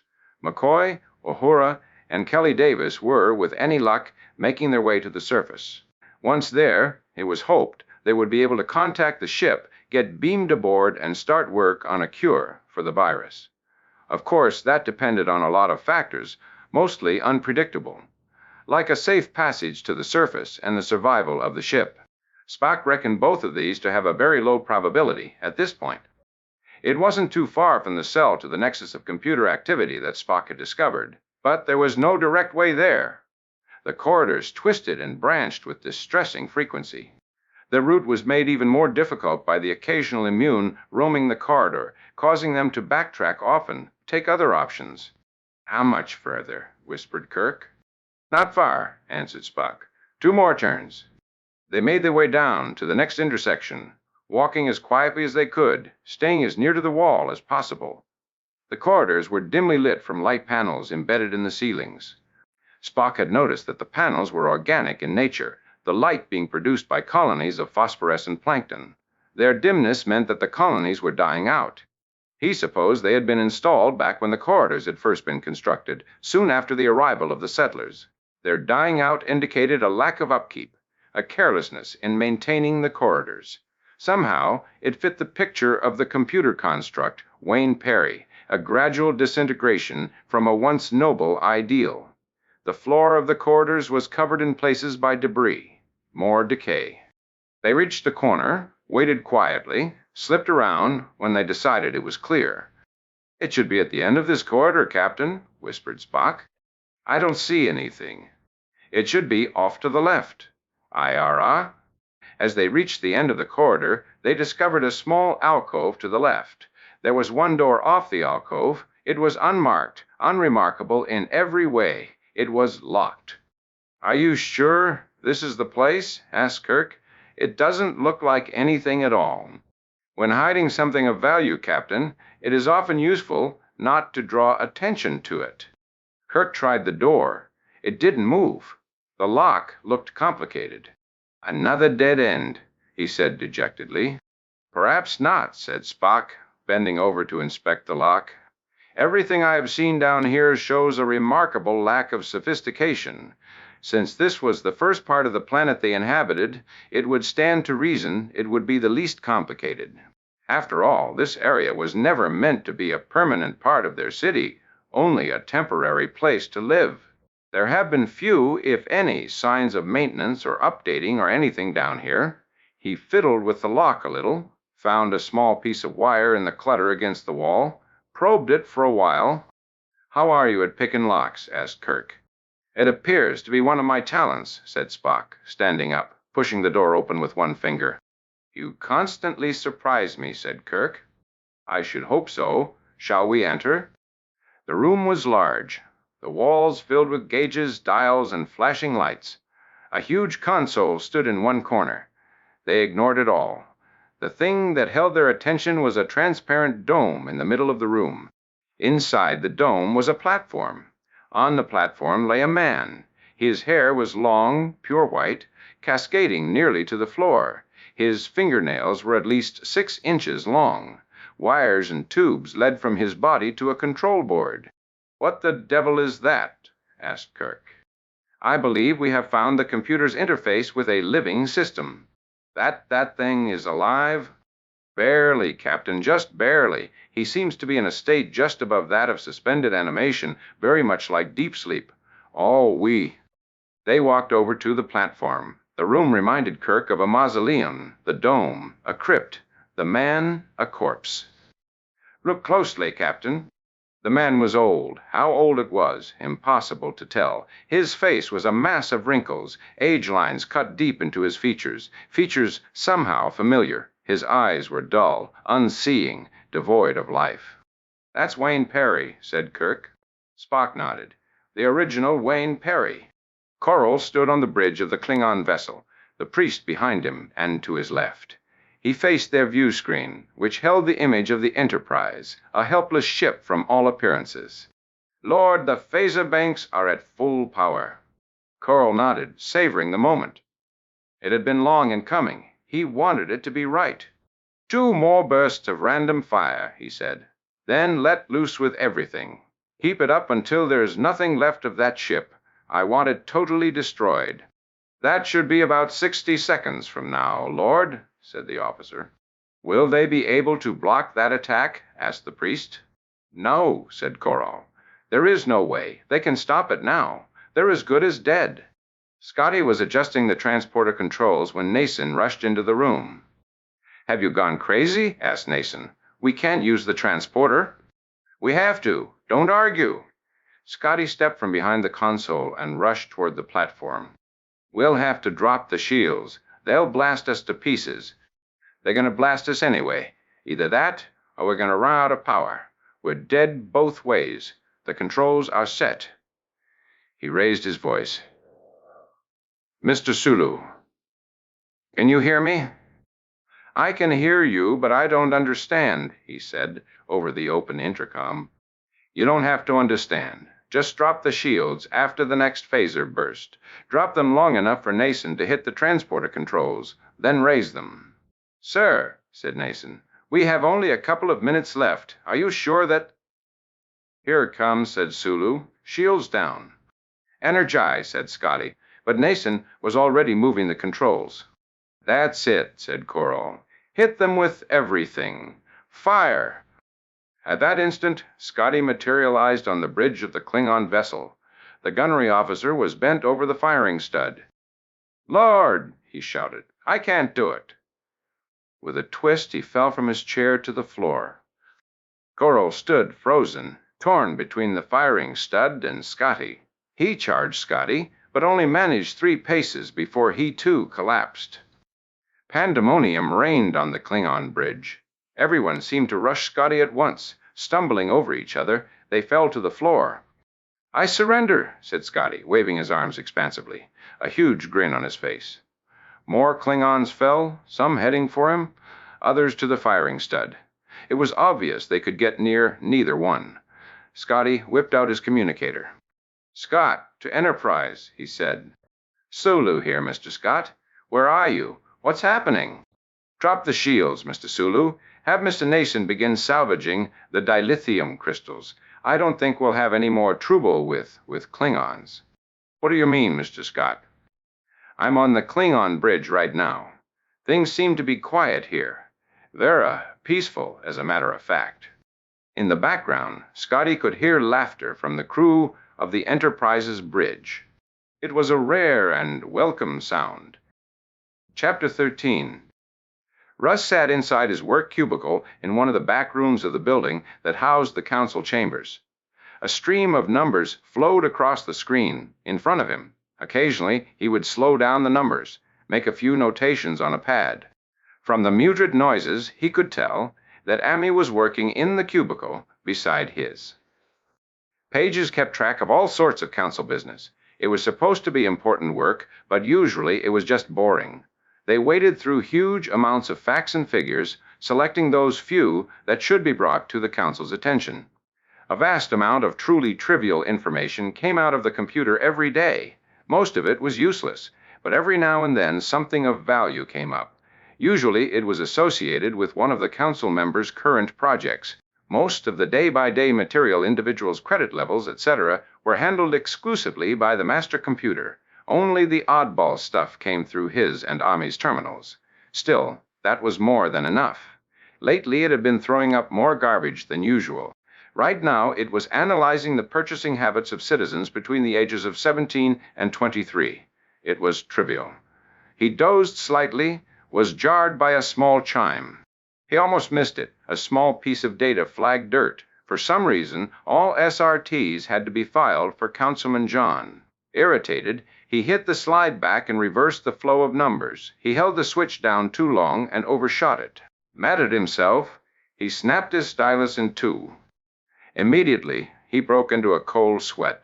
It was a familiar feeling, one he got every time he did something associated with rage. He was sure no one had seen him, but that didn't help. He had to hide his violent emotions. He'd had to do it all his life. His father, the father Roos had never known, had been an immune. He inherited the trait. His mother, a kind, quiet person, was in every way a normal inhabitant of Perry.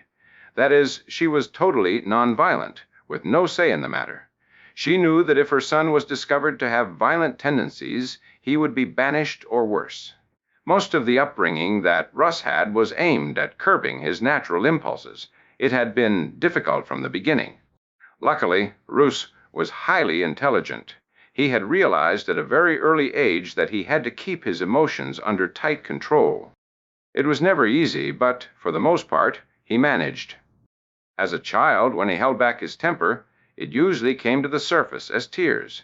As an adult, it came back as frustration. Once every month or so, Russ would take to the woods, find a deserted place, and scream and yell until he was hoarse. It seldom helped very much. He knew of the corridors where the immunes dwelt. He watched the immunes carefully, always searching for a face, the face of his unknown father.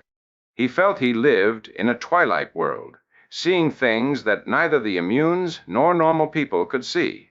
Most normals so totally rejected violence they were unable to even comprehend the existence of the immunes. The immunes, on the other hand, treated the normals as if they were furniture, mere objects to be used when the occasion arose.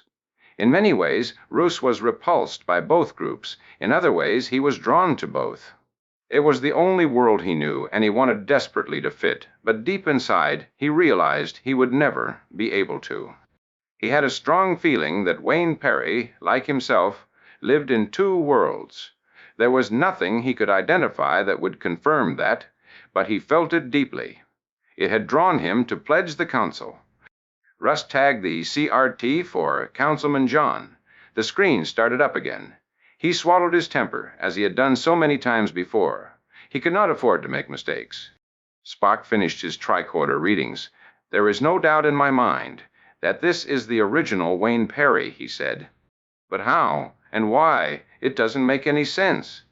"It makes a warped kind of sense when you consider the effects of Dexter's disease." "What's that?" "I should have realized it before," said Spock. "The construct said that Wayne Perry was suffering from Dexter's disease. One of the effects is mental degeneration, usually characterized by megalomania." "Megalomania?" "Delusions of grandeur, an obsession with doing extravagant things. That would explain his blindness to the obvious faults in his master plan for this planet and, indeed, the universe." "Why the body?" asked Kirk. "Two reasons. An interface with a human being would give the computer more flexibility. It could change and adapt as the situation shifted. Of course, it has the disadvantage of introducing the human subjective and irrational thought processes into the computer. It makes for a very sloppy computer. The second reason. I suspect that at one time Wayne Perry wanted immortality. To live forever would give him time to fulfill his grand plan, to see it through to fruition. It would fit with the pattern of megalomania, though I doubt that, given a chance to freely express himself, he would desire it now." "Why is that?" "This body is in great pain. It has been in pain for hundreds of years, unable to do anything about it. The level of life in this body is so low that I doubt it has been aware of anything but pain for the last 200 years. It is bound to have had an effect on the computer and its construct." "All those years of pain," muttered Kirk. "It must be intolerable." "The most humane thing to do would be to end his suffering, though, of course, we are incapable of it." "Isn't there anything we can do?" "For Wayne Perry, no. For us, yes. Somewhere in this computer is the answer to the virus. If we can gain access to that information, it should enable us to improve our currently untenable position." "Where do we start?" asked Kirk. Spock was already walking to what appeared to be an access panel. He looked at it and frowned. "This may take some time," he said, bending over the keyboard. Kirk paced the room. "This is a crazy planet," he muttered. "Crazy people. A crazy computer ruling it." "It's a dying planet," said Spock, not looking up from the computer.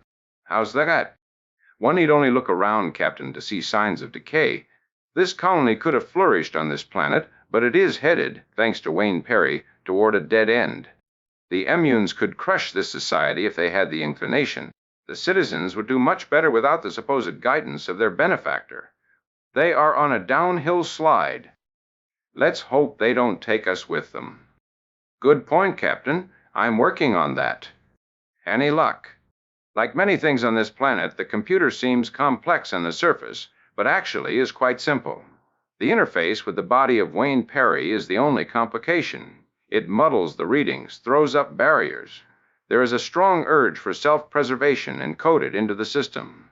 I assume it started with Wayne Perry and has been increased and maintained by the computer." "The virus?" "It shouldn't take long now. I'm getting to it." "I think not." It was Wayne Perry's voice. Or, rather, the voice of the Wayne Perry construct.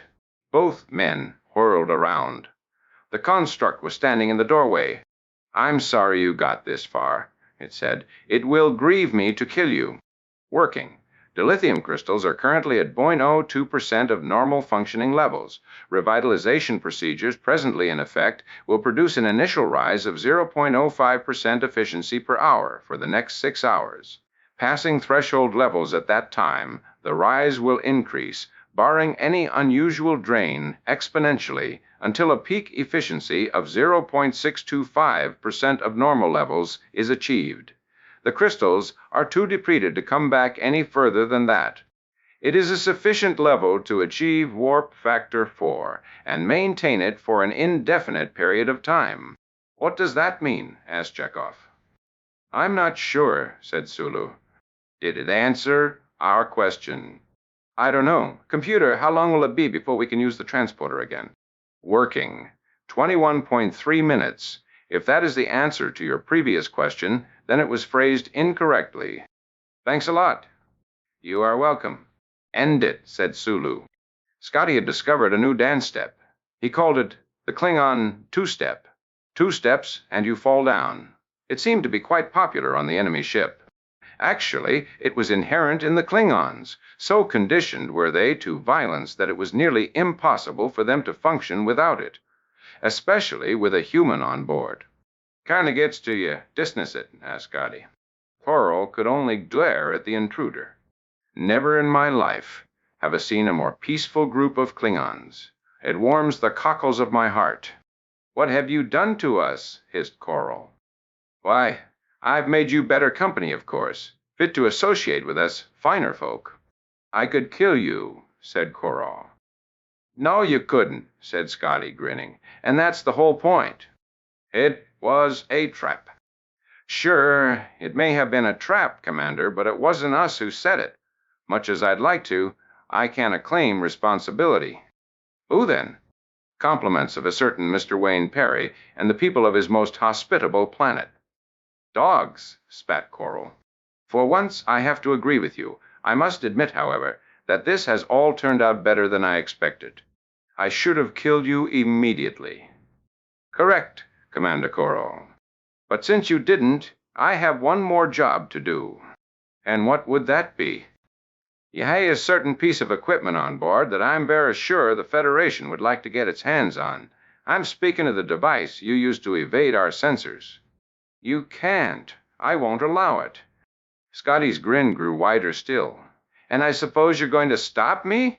I... He blinked twice, caught his breath in large gasps. "Damn you, anyway," he said. Scotty only laughed. McCoy watched the shadowy figure go down the corridor, turn left, and disappear. Was that a flash of light? He nodded at Kelly Davis, who was helping Uhura along. They followed the path of the man at a discreet distance, hoping he would lead them to an exit. At first they had tried to follow Speck's directions back to the entrance, but that had turned out to be impossible. There were too many twists and turns, too many branching corridors, too many immunes to avoid at all costs. McCoy was disoriented, totally lost. The corridors all looked the same to him. It wouldn't surprise him if they found themselves back at the cell when they turned the next corner. But it wasn't the cell around the corner, just another corridor, no different, McCoy thought, than any of the others. Nothing to do but keep going. "Wait," whispered Uhura. "Look, there." He would have missed it, passed it by, a thin line of light in the low ceiling. It was barely visible. He stood on the tips of his toes and felt around the crack. Something moved. The crack grew wider. "It's a panel," he said, pushing harder. Soon he had worked the panel loose and slid it far enough to one side so that a person could squeeze through. Sunlight streamed through the opening. He lifted Kelly Davis up, then Uhura. With their help, he pulled himself through the hole into the fresh air. They found themselves in an overgrown courtyard behind a low brick building. The sunlight nearly blinded them after so long in the dim underground. McCoy whipped out his communicator. McCoy to Enterprise. This was it. Was it still there? An instant passed. It seemed like hours. Had the ship been destroyed? Had it left? "Dr. McCoy." "Is that you?" Sulu's voice cracked. It wasn't the regulation hailing response, but nobody cared. Smiles broke out all around. The ship was safe. "Can you beam the three of us aboard, Mr. Sulu?" "Yes, sir. Right away." The Klingons in perspective. Mr. Scott is having a chat with them now. They seem to have become quite civilized. "I don't understand," said McCoy. A few minutes later, he did understand, but by then he was safely aboard the Enterprise. The numbers on his screen stopped suddenly, faded out. When they came back, they were gibberish. They made no sense at all. Russ pushed the clear button, started the flow all over again. Still, it was nonsense, an unconnected stream of jumbled numbers and letters. Something was wrong. He knew at this point he should send for a computer expert. But he was curious. He'd never been cured of being curious, either. He initiated a search backward through the computer system to trace the source of the trouble. As he peeled back each layer of the computer, he kept finding nothing but garbage. Eventually, he got down to the core. Still nonsense. He shut down his screen and leaned back in thought. Something was wrong at a very basic level. That could only point to Wayne Perry. Maybe this was the chance he had been waiting for, the chance to see the two sides of the man. He knew the computer complex was located underground. Russ had explored the underground system thoroughly. He thought he had a fairly good idea where it was. He slipped out of the room silently. He didn't notice Ami following him. "This is not rational behavior," said Spock. "I would have expected better of you."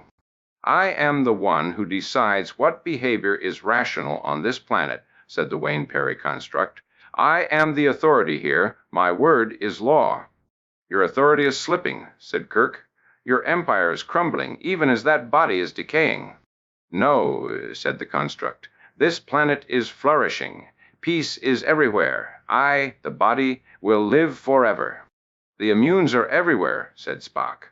"You can't ignore them. They will go away. They are dying out." "Others will take their place," said Kirk. "I will deal with them. I have always dealt with them. They are weak compared to the power of peace." "Peace," said Spock.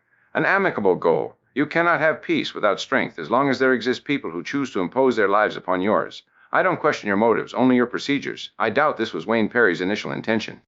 "You know nothing," said the construct. "Actually, we know quite a bit," said Spock, indicating the near lifeless body of Wayne Perry. "An ingenious attempt, but one doomed to failure." "It shall not fail. I am sure of that. The body of Wayne Perry is dying. It has been dying for many years. The interface is faulty. He lives through me. Through me, Wayne Perry will live forever. Even now, he dies.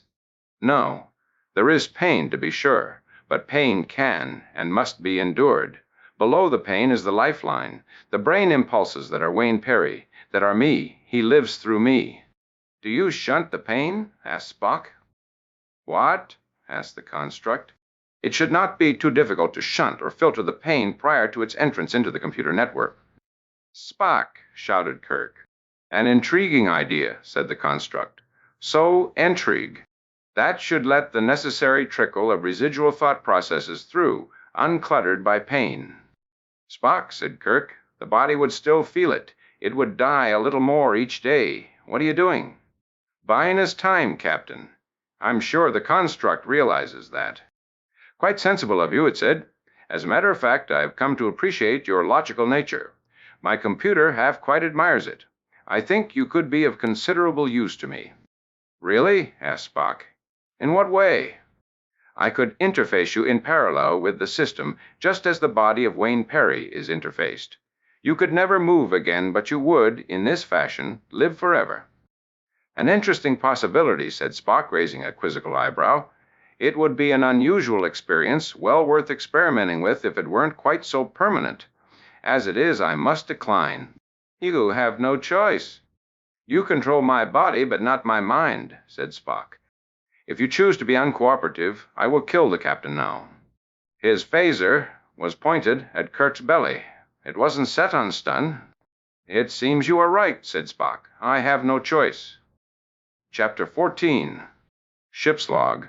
Lieutenant Commander Scott. Recording. Stardate 68. 46.1.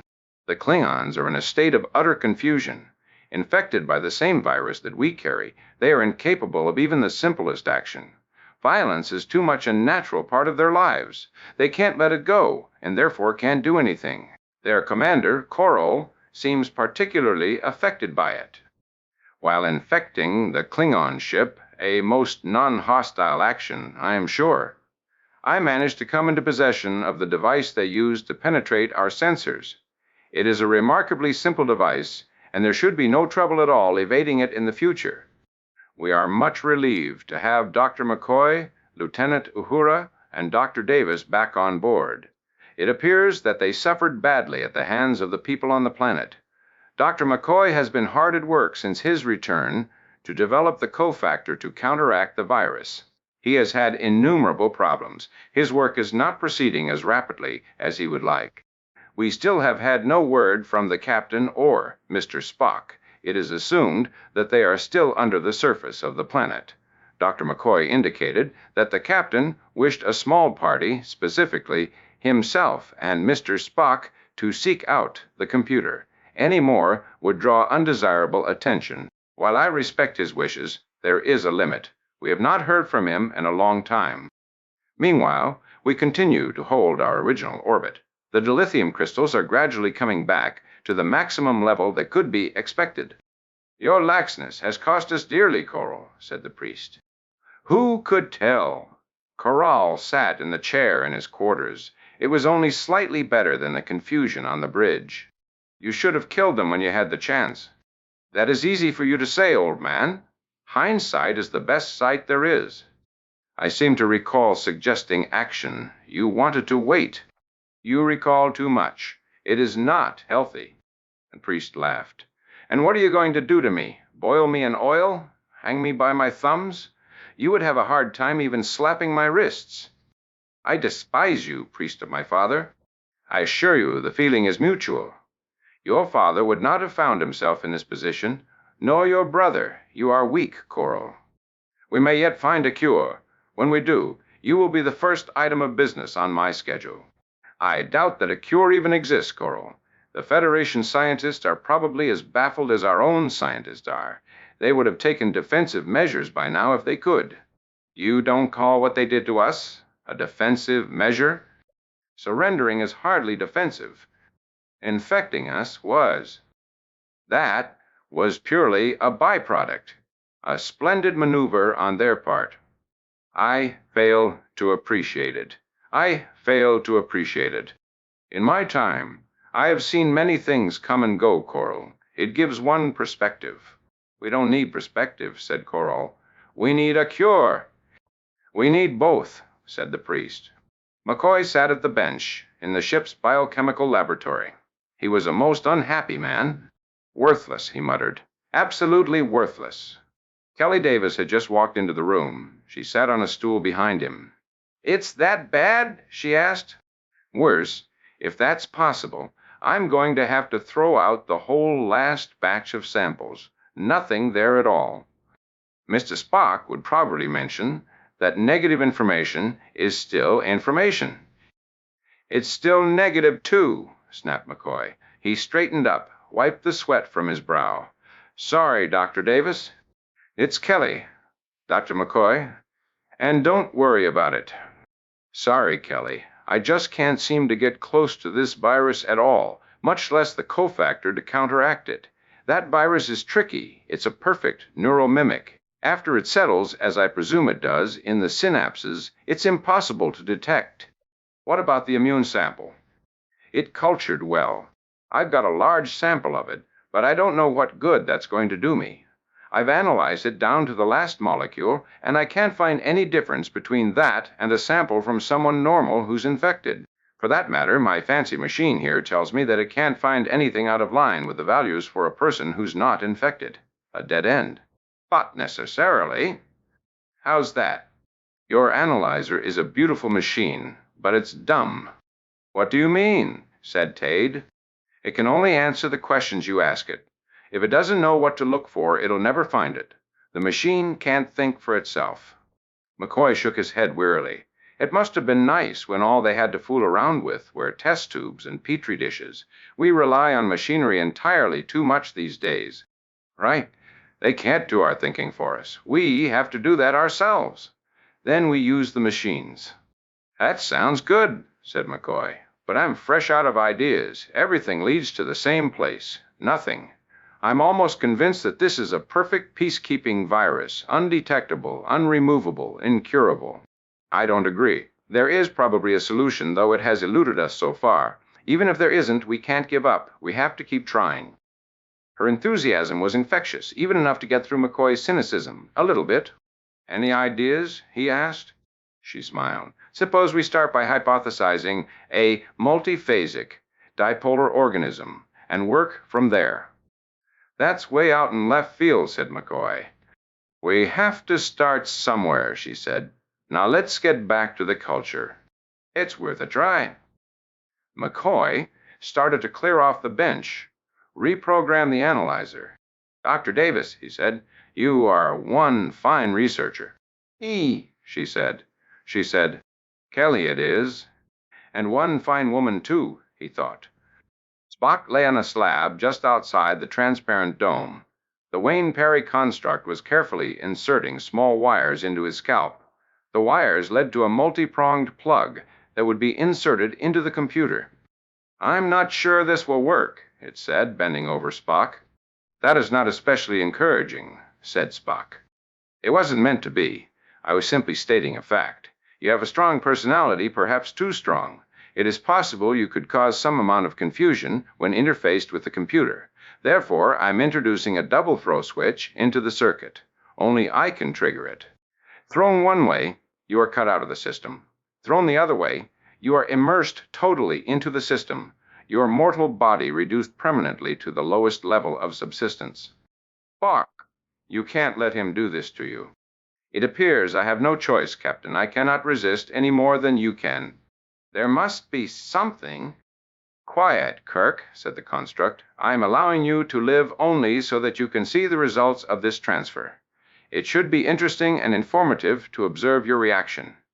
Then you will be of no further use to me. However, if you continue with these persistent interruptions, I will be forced to kill you now. Kirk fell silent, helpless. The construct straightened up, looked pleased at its handiwork. It is finished, it said, turning to insert the plug into the machine. No, shouted Kirk, jumping to his feet. As the construct grinned, he slumped to the floor. So much for that. It slipped the plug into the receptacle, and Spock was one with the computer. Scotty had tried to talk with Dr. McCoy a few minutes earlier, but had been informed McCoy was in the middle of an important experiment and could not be disturbed unless it was an emergency. Everything was an emergency, it seemed. But this could wait, at least for a little while. He was concerned that they hadn't heard from the captain or Mr. Spock. Nothing at all had come through. It was as if they had vanished, or... He considered sending down a landing party, but what good would that do?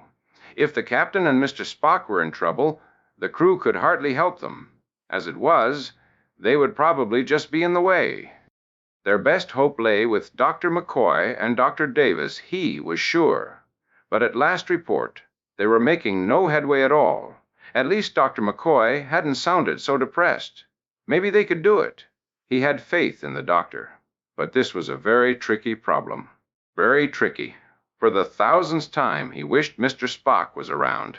"Still no word from the captain, Mr. Scott," said Uhura. "And their council is refusing to acknowledge calls." Scotty nodded. He had a feeling in his bones that something significant was happening down there. He also felt it could come to no good. Chapter 15. First, it was the velvety darkness, broken only by distant pinpoints of scattered light. The lights started to blink, shift. They looked very far away, moved around in random patterns that he almost believed he could control if he tried hard enough. He could hear the sound of crashing surf. Spock immediately recognized the signs of sensory deprivation. His mind had been cut off from his body. Everything he felt through the computer. It was, to say the least, an unusual feeling. Spock tried to bring it under control, failed. He tried again. It didn't work. With a conscious effort, he quit fighting it, just let it happen. It was like opening a door. He became aware of jumbled inputs from 1,000 different sources.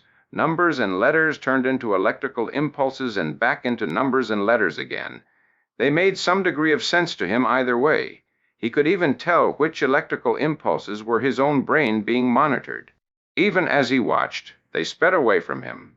He tried to move some data and was gently blocked.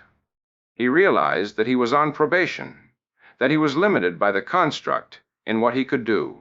He was like a child let loose in a playground being told he could only use the slide, to stay away from the high swings. It was only the construct protecting itself. He was aware of the presence of the construct. It existed as many lines running through the computer. It was woven into everything the computer did. It had a life of its own, but its nerves were buried deep in the databanks and 1,000 other places, some accessible, others far away. Spock searched for and found the switch that the construct had mentioned. It was not, as he had supposed, a physical switch. Rather, it was in the form of a part of the program that held Spock captive. It could only be thrown through the computer, not by external action. It was, of course, blocked from his access. That switch was about the most logical thing Spock discovered. Years of interfacing with Wayne Perry had hopelessly tangled up the computer. Where there must have at one time been logic, now there was only confusion. It was unsettling. Subjective thoughts, distorted by time and age, bumped up against hard facts everywhere. It was a hopeless mess. Then he opened another door, one he wished he had left shut. He found Wayne Perry. Pain washed over him. Sharp pain, dull pain.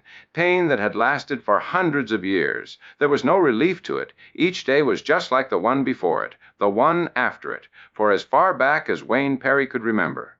It colored everything. There was no bitterness, only remorse and resignation, buried in the red fog of unrelieved agony. Spock wanted to close the door, turn away. That would have been the easiest thing to do. Obviously, that was the course the construct had followed. Instead, Spock's mind worked its way deeper into the twisted, tortured anguish that was Wayne Perry. It was like falling into a hole into hell, a hole into hell. Kirk stared at Spock's body on the slab.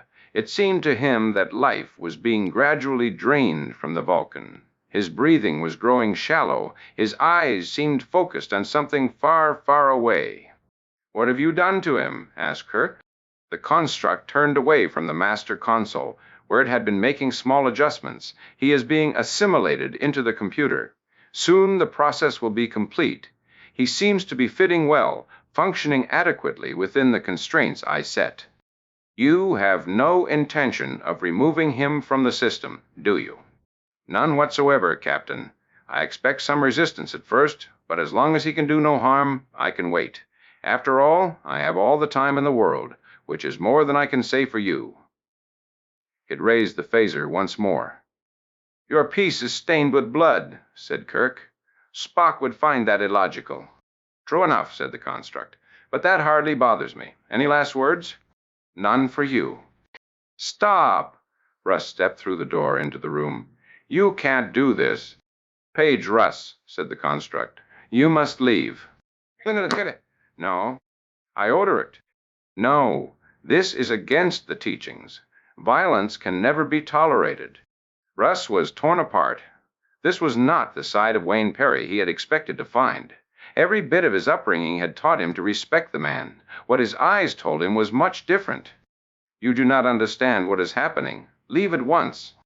Russ hesitated. Long, buried impulses churned within him. Violence was wrong. He had learned that from his mother. It had been reinforced with his every waking hour.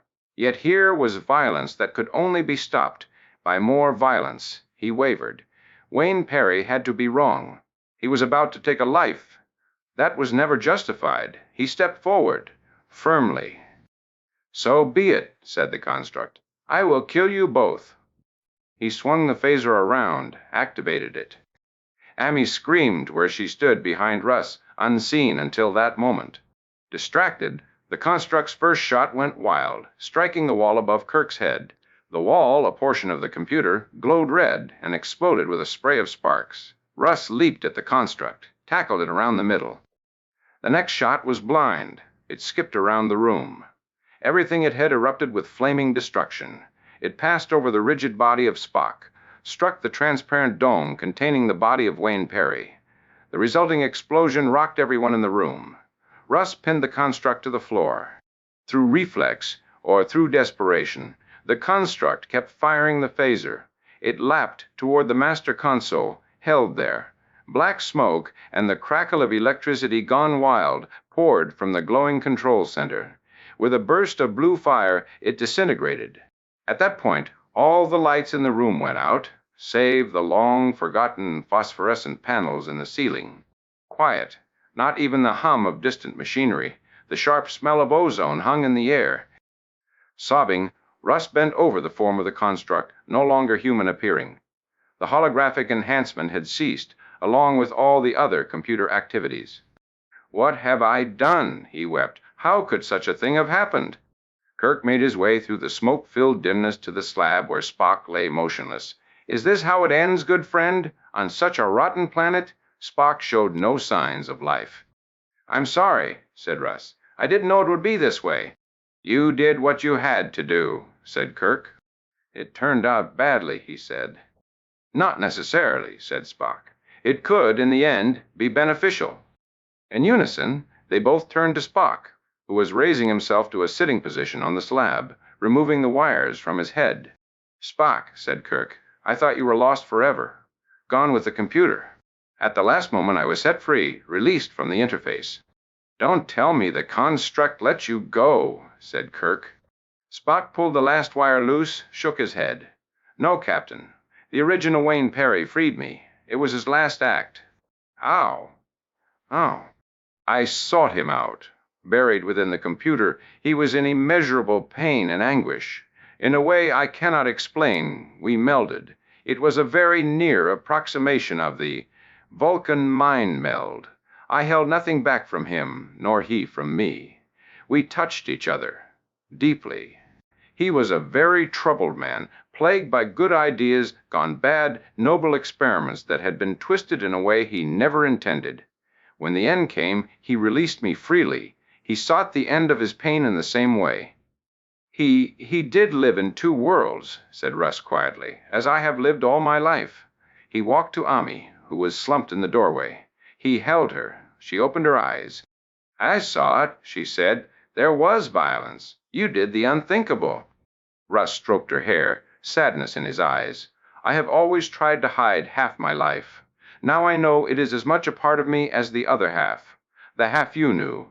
I am ashamed. You shouldn't be, said Kirk. You're no different, really, than all of us. How's that? Asked Russ. We all live in two worlds, in a balance between peace and violence, love and hate, yin and yang.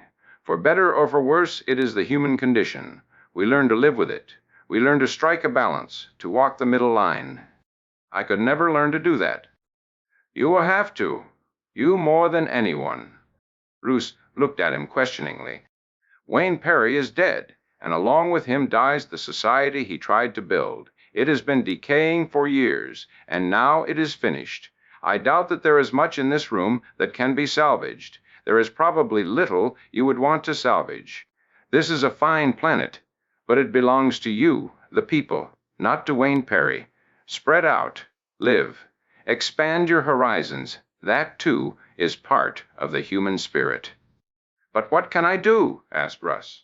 I am but a lowly page to the council.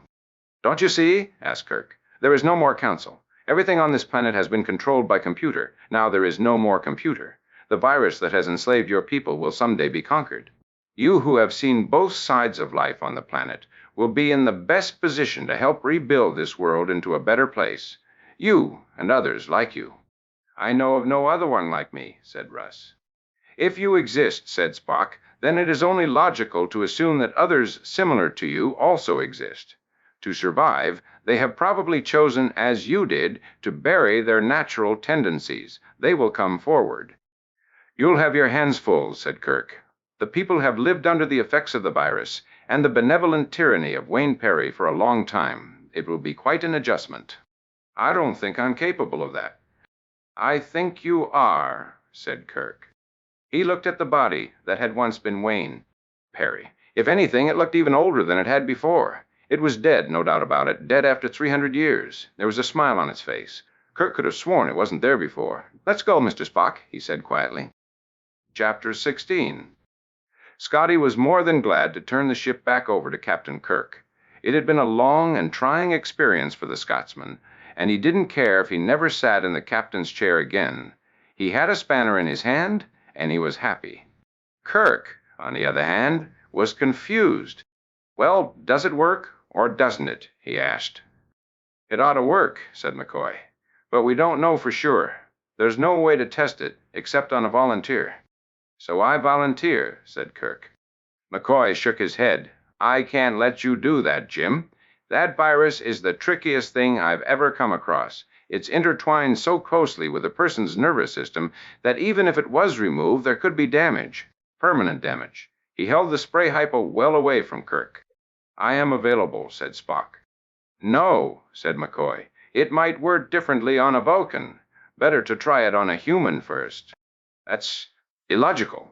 The virus worked the same. You men could go on forever, said Kelly Davis. You'll never get anywhere. She grabbed the spray hypo from McCoy's hand. Before anyone could stop her, she had injected herself in the arm. Kelly, no. What? I know the risks, Dr. McCoy. I choose to take them. She turned, pale, staggered. Spock caught her, gave her support. It's got to be a jolt to her system, said McCoy. It shouldn't last long, though. If it works or fails, we should know in a few moments. How do you feel, Dr. Davis? Asked Kirk. A little shaky, but fine otherwise. I would have done that, said Kirk. I know, said Kelly. That's why I had to do it myself. Strike me, said Spock. What? Asked Kelly. Strike me. As hard as you wish. Isn't that out of character for you, Mr. Spock? Asked McCoy. I just wish to see if her inhibitions against violence have been removed.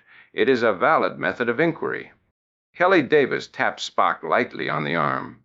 I don't feel anything, she said. Then she hit him again, harder. Spock flinched in spite of himself. Kelly was in no way a weak woman. I think that will be sufficient, he said. It seems to work, said McCoy. I'll just take Dr. Davis to sick bay and run her through a few tests. If everything checks out okay, I'll whip up enough of the cofactor to inoculate the crew. It's easy to prepare, once we've figured it out. It shouldn't take very long at all. I want you to do me first, said Kirk. Of course, Jim. Any particular reason? I have business to attend to, a score to settle. Coral was not surprised when Captain Kirk materialized on the bridge. Everything else had gone wrong. Why not this? The hate inside him welled up to the point where he grew dizzy, faint. He had to sit in the commander's chair to keep from falling. He wished he had a sword in his hand. He wished he could use it if he had it. He wished... Impossible. What do you want, Earth scum? He asked. Have you come to surrender? Again? No, not to surrender. To avenge. What? Asked Corot. You are responsible for unprovoked attacks on a Federation ship. You caused the deaths of 3 of my crew and injury to others. Among other things, you have violated the Organian Treaty, a treaty signed in good faith by both our representatives. For this, you will be brought to trial and no doubt convicted. Murderer of my brother, I carry the blood oath on your head. Nothing shall stand in my way. Nothing? Asked Kirk. Then why don't you take me now? I have no weapons. He walked over to the commander's chair, stood directly in front of it, his hands outspread. You know, as well as I, that we are hamstrung by that insidious disease that fool of an engineer brought to us. I'm not, Kirk said evenly. Evenly. What do you mean? Corot asked, fear creeping into his voice. We have developed a cure for the virus, said Kirk. I could take you apart with my bare hands. You wouldn't dare, said Coral in a quavering voice. Kirk reached out, grabbed the Klingon by the shirt, and dragged him to his feet. Their eyes met, inches apart. Kirk saw the hate in Coral's face turn to fear. He drew his right hand back. Instead of striking Coral, he ripped the insignia from his shirt, threw them to the deck. He ground them under his foot. I have the capacity for violence, said Kirk, but not the stomach for it. Coral drew away in fear. Kirk shoved him back into the chair. At least your brother had courage, Coral. He may have been an enemy, but he was a man. That is more than I can say for you. Your day will come, Kirk. I don't doubt that, Coral, but not from you. As he started to transport back to the Enterprise, Kirk felt nothing but relief. He had faced another one of his devils and purged it. The priest entered his quarters without announcing himself. It was a breach of protocol of the most serious proportions. You have been shamed, Corot, he said without hesitation. What would you expect, old man? There's nothing I could have done. You have a mouth and a tongue, Corot. It is even assumed you have a mind to go with them. Had you used them, you would not be in disgrace. Words, ha! With words, you could have saved face. Instead, you cringed, acted like the worst kind of coward. You have besmirched the good names of your father and brother. You do not deserve to be mentioned in the same breath with them. I was under the effects of the disease. That is no excuse. We all saw the captain on the bridge. We saw you foul the names of your ancestors. I am breaking your blood oath. You are not fit to carry it out in the name of your brother. You can't do that. As your priest, I most certainly can. That's only allowed under unusual circumstances. This is an unusual circumstance. You have no honor left to defend. You are a foul swine, old man. And you are a lost cause. Ex-Commander Corral. Ex-Commander? What do you mean by that? You have been relieved of command as of this very moment. Your first officer is taking overs. We are in the process of informing the High Command. No doubt, they will not be pleased at your actions, particularly the loss of the sensor-evading device. They had great plans for that. I doubt they will have much patience with you. I have even less patience with you. That is of no concern to me, Coral. You have no hold over me, none at all. You are a shame to all Klingons. I wish upon you a most unpleasant death, priest. The priest smiled. I can almost assure you one, coward, he said as he walked out the door. Chapter 17. Captain's Log, Stardate 6848.2. We're awaiting the arrival of the USS Phoenix and Vice Commodore Propp. They will relieve us of duty on this planet, and we can proceed at last to Starbase 6. Their crew will remain here to oversee the initial restoration activities. Russ has shown remarkable talents in leadership. He should be an invaluable aid. These are strong people in spite of what has happened to them, and they are adapting very well. They have elected to receive the cofactor, and that process will begin as soon as the Phoenix arrives. Kelly Davis will remain to aid their medical staff. The cofactor that Dr. Davis and Dr. McCoy developed is remarkably effective. It has several unique properties and, ironically enough, shows some promise of being useful in treating Dexter's disease, along with other neurological disorders. Dr. McCoy has insisted that it be called the Davis cofactor. He is emphatic that he could not have discovered it working on his own. We owe her a large debt." Lieutenant Commander Scott's plan for infecting the Klingons was brilliant. He took a tremendous chance at great personal risk at a time when desperate measures were called for. Without him, the Enterprise would surely have been lost. He is to be commended on his ingenuity. As a matter of practicality, the Klingon ship remains infected with the virus. After the Phoenix arrives, they will be given a supply of the cofactor. In the meantime, there is no sense in taking any chances. The Klingon High Command has announced that Korol was acting entirely on his own and will be punished for his violation of the Organian Treaty. That's hardly news. The Phoenix should arrive within the hour. It seems like we have been circling this planet for years. Dr. McCoy brought Kelly Davis to the bridge. It was almost time for her to beam down with a supply of the cofactor. "You know, Jim," he said, "this woman should be declared a national resource of the United Federation of Planets. She is an absolutely fantastic doctor." "Oh, come on," said Kelly. "I'll bet you say that to all the girls." McCoy grinned. "I'm offended," he said with mock indignation. "I meant every word of it." "I don't detect an interest other than professional, do I, Bones?" asked Kirk.